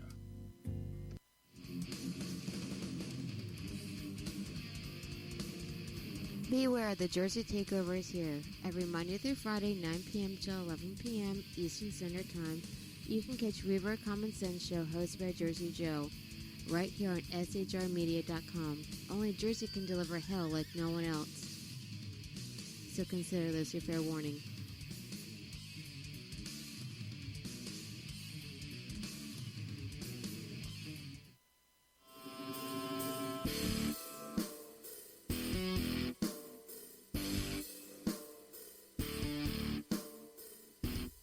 In a world controlled by corrupt politicians, a team of ordinary men emerge from the ashes to give voice to the voiceless, hope to the hopeless, clues to the clueless. Sackheads Sean, Sackheads Clint, and Sackheads BZ. The Sackheads Radio Show every Wednesday at 8 p.m. Pacific and 11 p.m. Eastern on SHRmedia.com. Watch on YouTube, Facebook, and the High Plains Pundit Network. The best in late-night conservative talk. The Sackheads Radio Show, only on the SHR Media Network. Go ahead, I'll say it. Some of the best A-roll is going to be B-roll. Like, what are you talking about? What do you mean? Just the last question. Yeah, I'm a freaking artist. I can't just come up with this shit off the top of my head. Are you freaking kidding me right now? Good point. Exactly right. Hey, this is Sackhead Clint, and with Sackhead Sean, Sackhead BZ. No communists allowed on the SHR Media Network. Damn straight, mister. Back to the show. Conservative media done right. You're listening to the SHR Media Network. And welcome back to the Sackheads Radio Show live on the SHR Media Network. Hey, everybody who listens to the show knows my good friend Dan Butcher loves to harass me constantly. What do you say he is? Second best newsman in the business. Thank El you- Duce. thank you very much. El Duce. But, BZ, you know me. What's my favorite drink of alcoholic choice? I think it's bourbon. Yes, very much so. Very much so. No, so not okay. Discounting really expensive stuff. Mm-hmm. What's your favorite bourbon? Because you've got Bullet up there, right? Right. So Bullet's good. I like the Bullet Rye, actually.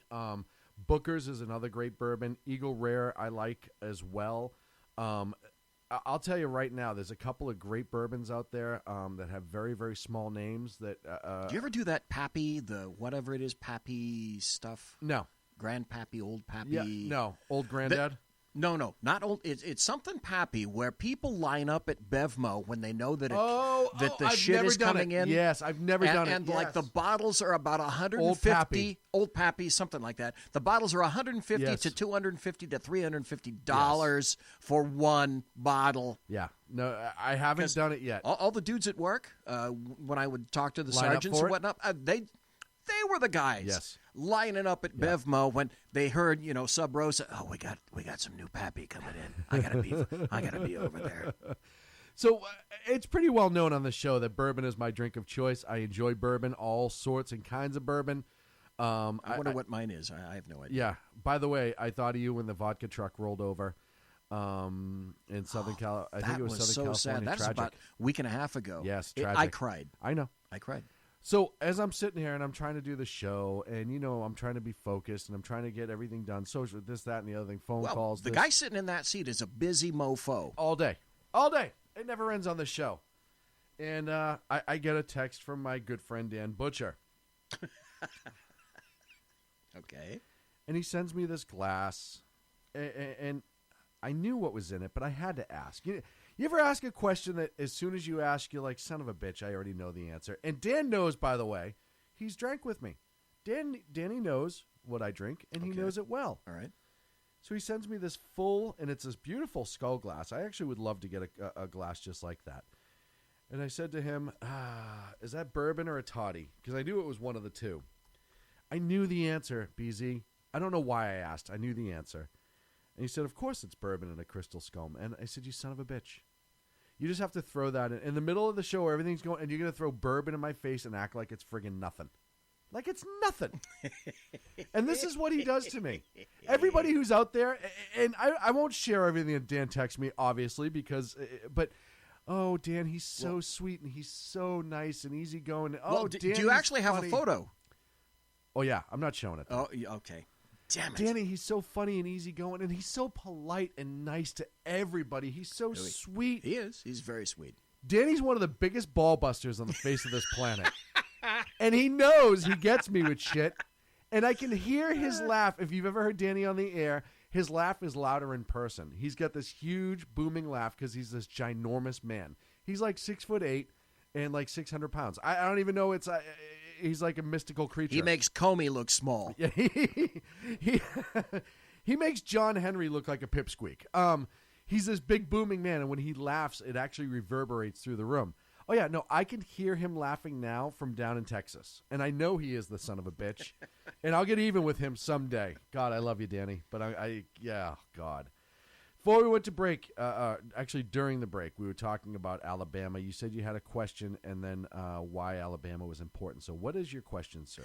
Well, actually, before we go to that, this article just came out, and Mary Brockman pointed me onto it. And this is very interesting. It's from Yahoo News. It says, Kentucky lawmaker accused of assault dies in apparent suicide.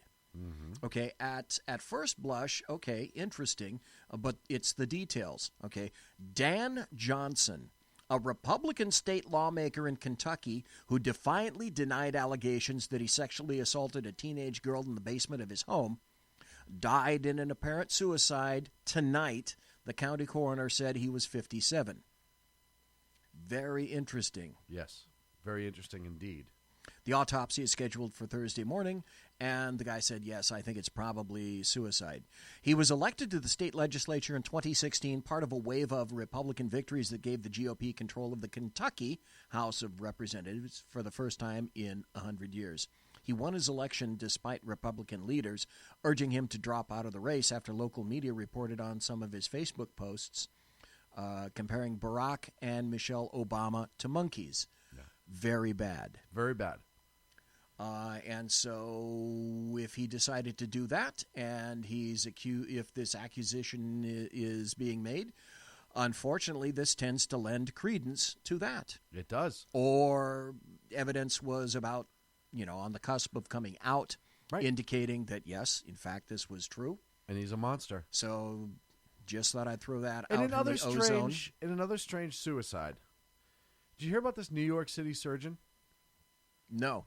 Dr. Dean Lorich. He's 54 years old. He's an orthopedic trauma surgeon for special surgery. He treated Bono after a bike accident a couple years ago. He committed suicide. Now, if you're a doctor and you know pain, right? I'm just going to guess that's on the cusp there. What do you think the most ideal way to commit suicide would be? Medication, maybe something quick, maybe. Okay, you're asking what would a doctor tend to use in suicide? Yes. I would say the first thing off the top of my head is medicine, of course. Right. Has access to it, knows that it'll be painless. Sure. And knows that it'll also be clean. Yeah, okay. There's probably the hanging option because it's usually pretty quick. There's the gunshot wound. It depends on how you do it, but yeah. There's the gunshot wound, etc. This guy was found in his New York City apartment when police responded to a 911 call from his young daughter, I believe she was 11, that he was found in the bathroom with a knife sticking out of his chest. It is also believed that the knife did not strike his heart and he bled out. Very, very painful way to go and a very, very odd way to commit suicide. Yeah, that's... But Dr. Dean Lorich, you ready for this? Because you're just going to... I meant to bring this up earlier, and you're just going to kind of you're going to look at me, and your eyes are going to spin for a minute, and you're going to say, son of a bitch, I should have known. You were going to throw it under the topic of what the fuck, then. Yes, absolutely. This guy worked with a certain foundation during a certain Haitian earthquake recovery. Oh, God. What? Really? Yeah. I'm going to have to send that to Tammy Jackson. Yes. So he was the U.S. surgeon who exposed the Clinton Foundation corruption in Haiti. He was on CNN back in the day and essentially came out and accused the Clinton Foundation, and this is from yournewswire.com, but he went to the higher-ups in the Clinton Foundation, then he went to Hillary Clinton herself, and then he went public, writing an article published by CNN accusing the Clinton Foundation of widespread corruption and malpractice in Haiti at the cost of thousands of children's lives. Billions of dollars were raised by the Clinton Foundation to help the Haitians, but the vast bulk of the money was funneled into the Clinton Friends and Associates, according to Dr. Lorich, who described a harrowing detail with what all this meant for the children of Haiti. Okay, now what website are you on? I'm on a website called yournewswire.com. Your Newswire, okay. But they have the CNN article titled Dr. Haiti Medical Situation Shameful that he wrote. Dr. Lorich argued, in essence, the Clinton Foundation greed left Haiti children dying painful deaths.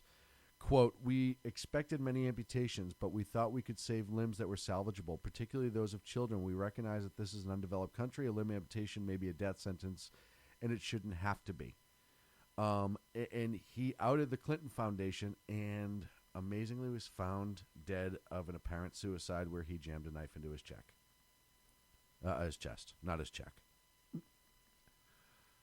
Okay, that goes into That's definitely going over to Tammy J. Now, I just put one link for that in the chat room. So, folks, if you want to go over there and look at that, good God. And again, every it seems like, honest to God, Sean, does it not seem like every day, every new day, there's some outrageous piece of shite, and you continuously go, the bleat is, and it never stops. You can't write this. Right. When it comes to the Clintons, nothing surprises me anymore. I've always said with the Clintons, and I said this with Tammy J's article when she first started writing it, and as she's added on to it. And I had her on last week to talk about this. And I've said this time and again. How is it that this one family has so many people perish around them that have personal contacts in such odd, bizarre ways? You have to ask yourself this question at some point. Logical thinking people absolutely have to. So, and I apologize. It's just you mentioned the suicide, and that popped into my brain. Well, listen, that's a great story. I just shipped it out on Twitter. Yes, and I just shipped it to Tammy, and I just put it in the chat room so people have that link as well. I had not heard about that at all. Did you hear about that? What, today? Yeah, I heard about it. I read it earlier today, and I meant to bring it up on the show earlier tonight, and it escaped my brain, and you started talking about it, and here we are. Holy crap. We get 15 minutes. I want to close out Alabama. I want to close out more. I know you had some thoughts on this, so go ahead. My thought is this, and you kind of have to do the logical extension, and my new mantra these days is whatever it is that I'm thinking, I've been dragged kicking and screaming to that thought. In other words, I've been disabused into the point where I have to consider all these wacky things that are going on. Here's what I think about the Alabama situation with regard to Judge Roy Moore. People are saying, well, it's Trump's fault. People are saying, well, it's Judge Roy Moore's fault. It's everyone's fault. You want to know whose real fault it is? Democrats? Mitch McConnell. Oh, I can see that. Yeah, like I said, Democrats. Yeah, because here's what I said. Once you established Donald Trump in D.C., whose mantra was drain the swamp, you had all the establishacks on both sides of the aisle, Republican as well, of course, and their arses were on fire. And that's one of the reasons that you're seeing all the stuff that's going on these days with regard to Mueller, etc. Yes. Mitch McConnell is an hack. He is. He is a hack establishment GOP guy.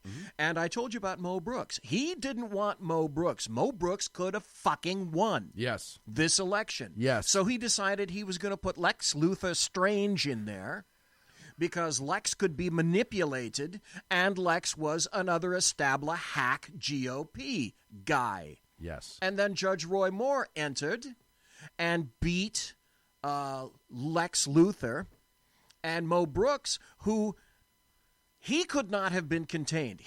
I think he could easily have been elected. They could have thrown money after him. No. The GOP decided that it was going to throw money after this strange guy, literally, strange guy. Strange dude. And then Judge Roy Moore took up, and he was galloping all the way.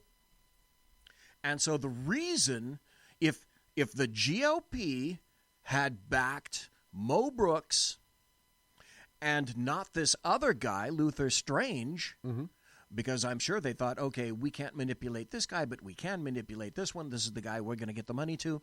It all comes back to, let me give you another analogy. And honest to God, this is no shit. My wife works for the state of California. I won't tell you where she works, but they had 3 candidates for a particular job. And they chose the person it got down to 2 people. And then they chose the person with the least ability to essentially do the job. Perfect. And the rationale for the leader of that area, the rationale was, well, that particular individual would have gone to that supervisor, and that is a weak supervisor, and he would have had that supervisor jumping through hoops, and we can't have that, so we're going to get the least competent individual to do the job because we're afraid that our weak supervisor won't be able to supervise this guy, and he'll be telling this supervisor what to do. Right. Are you fucking kidding me? No, I'm not kidding you. Hello, Mitch McConnell. You're the reason you just lost a Senate seat. Mitch. Yep. Once again. And look, I hate to say it, but I mean, I don't hate to say it. I've said it time and again. McConnell needs to go. The GOP leadership, and if you are a Republican, you're in the committee, you need to find real conservatives to start filling these positions and getting rid of these rhinos, like Gulf Dogs was saying. I understand that you cannot put a true conservative in California and expect them to hit any traction, right? You have to kind of put a centrist in California because they're considered extreme conservatives if they're middle of the road. But when you get to the middle of our country, when you get to the South, when you get to the places where conservatives traditionally are strong, and you run these rhinos, and they win, and then they act like rhinos, and people get pissed. There's another aspect to it, though, that I'll throw out in the ether, and I'd like your thoughts and the thoughts of the people in chat. I think, and they may not publicly say this, but my guess would be that there was a bit of a groundswell initially behind Judge Roy Moore because people were perceiving, you know what? D.C., blow me. Yeah. You're not going to tell us here in Alabama who we're going to elect and why. Yeah. Now, again, they may not necessarily have been behind him. Maybe verbally they were. Mm-hmm.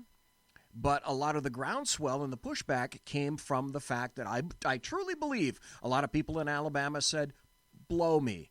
D.C., we're not dancing to your tune. And if we want to put this guy in, we will. Yeah, I agree. Wholeheartedly, I agree.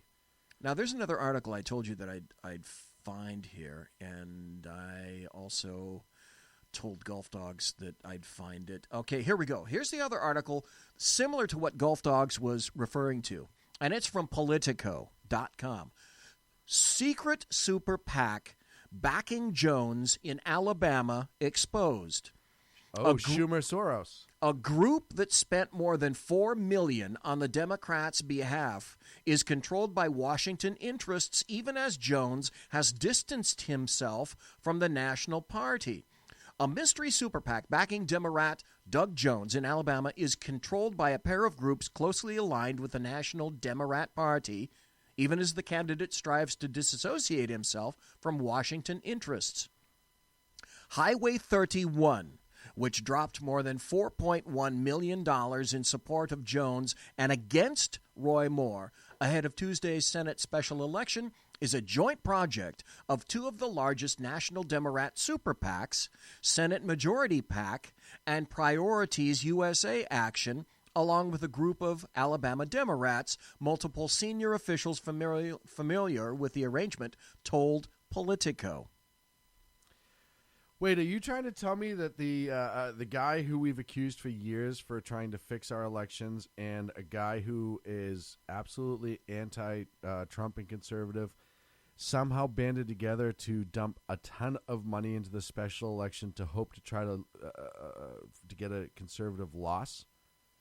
Yes, and by the way, that article that was put in here that I think I put out to the chat room, the article did indicate that some women voted, specifically some black women apparently voted, and were upset when they didn't get their money for voting for Jones. You know what? Again, it's if it's not close, they can't cheat. I forget, and I'm going to Google this right now.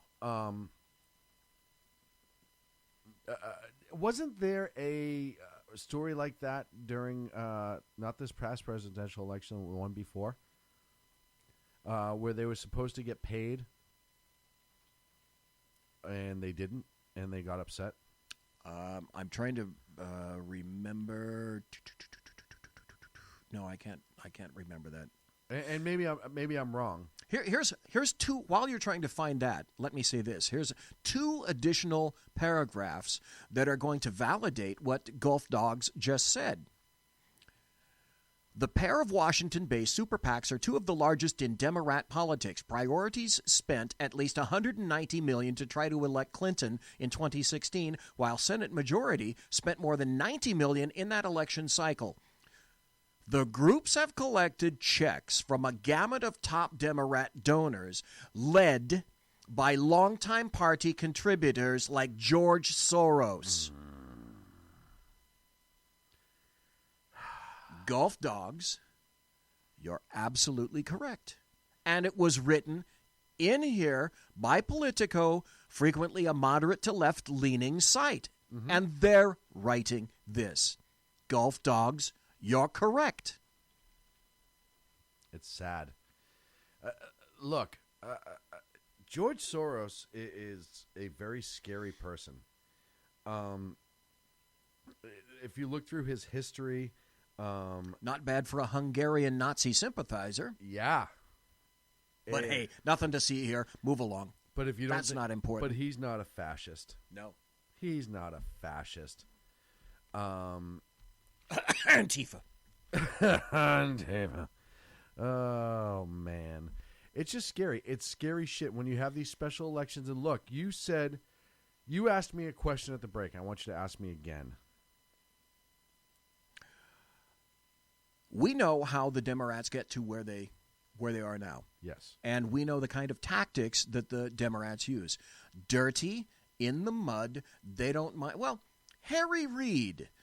I go back to this because it was the biggest fuck you that the Democrats ever could have given to the Republican Party, and everyone thought, oh, that's fine, it's just Harry Reid. It's lovely. If you remember, Harry Reid in the Senate said, and Romney... he cheated on his taxes. He didn't pay his taxes, and I swear this is the truth. And then after Harry Reid gets out, he goes, that never happened. We all knew it was bullshit. That was an abject lie, but I knew basically that it would work. It was bullshit. And nothing could be and done. He laughed about it. Yeah, he did. He thought, he said it got the job done, and I would have done it again, and that's why I did it, because it advanced our interests. Right. So the question that I had for you out in the patio during the break was, our conservatives, is the GOP, the Republicans, are they going to have to get in the mud? No. Just like the Democrats in order to win? And you got to ask, because that's how I lost friends when I voted for Trump. Mm-hmm. Are you going to have to set aside some of your morals in order to advance your own agenda? No. The Democrats have no fucking problem with that at all, and that's how they get ahead. My answer is no, and here's why. Even if it costs us short term. Look, you go right here and out. I'm not even sure, honest to God, and like I said, I've been disabused by doing this. I'm not even sure that doing the right thing is going to win. But here, how sad is that? You look short term, long term. Look, right now we've talked about it. One of the biggest things about this election is going to be the Supreme Court setup for the next 25, 30 years. That's going to be one of the biggest things that comes out of Trump's legacy, is going to be the Supreme Court. We can talk about a bunch of other things, but that's going to be the biggest thing. Oh, yeah. Once that is set, and we know that a lot of the things that the Democrats would love to undo will be or do, our liberties have a better chance of being protected. Certainly now with Gorsuch, and as we move on, like I said, I don't see Ruth Bader Ginsburg making it all the way through Trump before she even retires. I don't wish anything ill upon anybody, but she's not in great health. I don't see her being able to make the next 3 years. I just don't see it happening.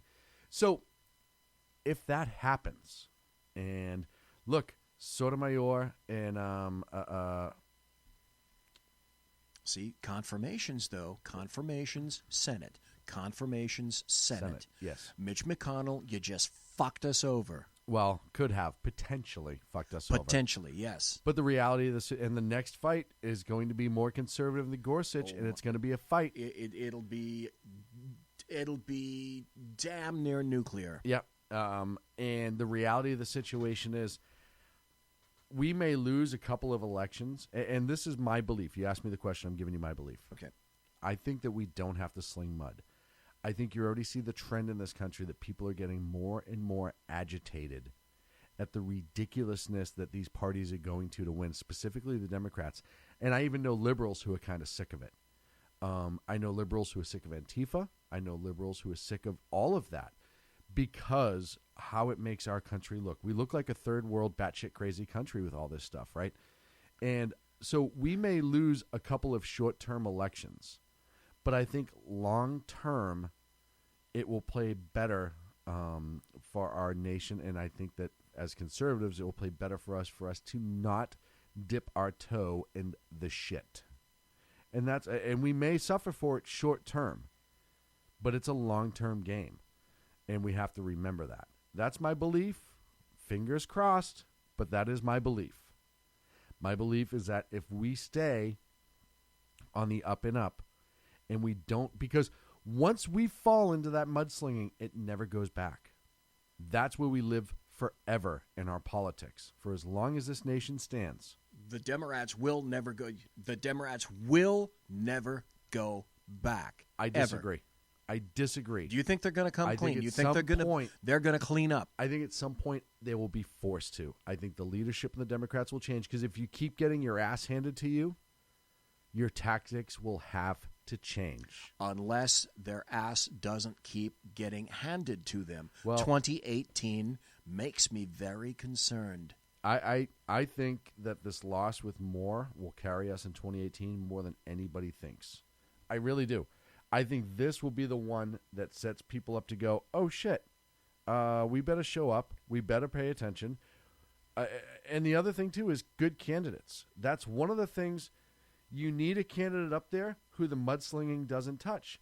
You have to get these younger, better conservatives out there, and you have to you have to make sure that they're ready to go, and they should be able to beat the bullshit easily.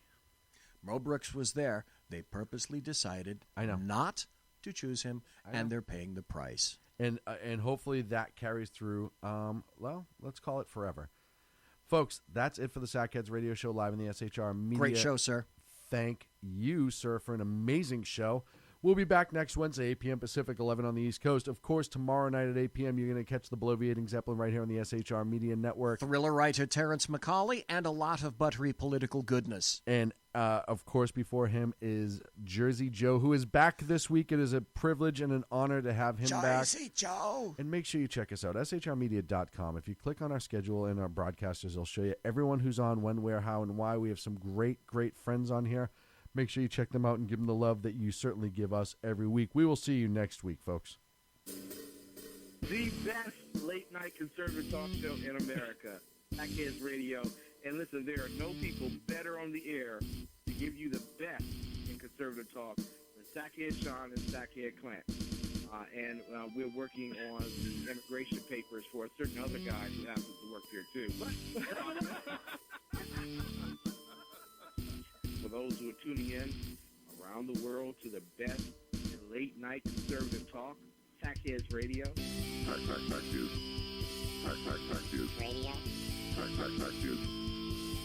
Sack you. Radio.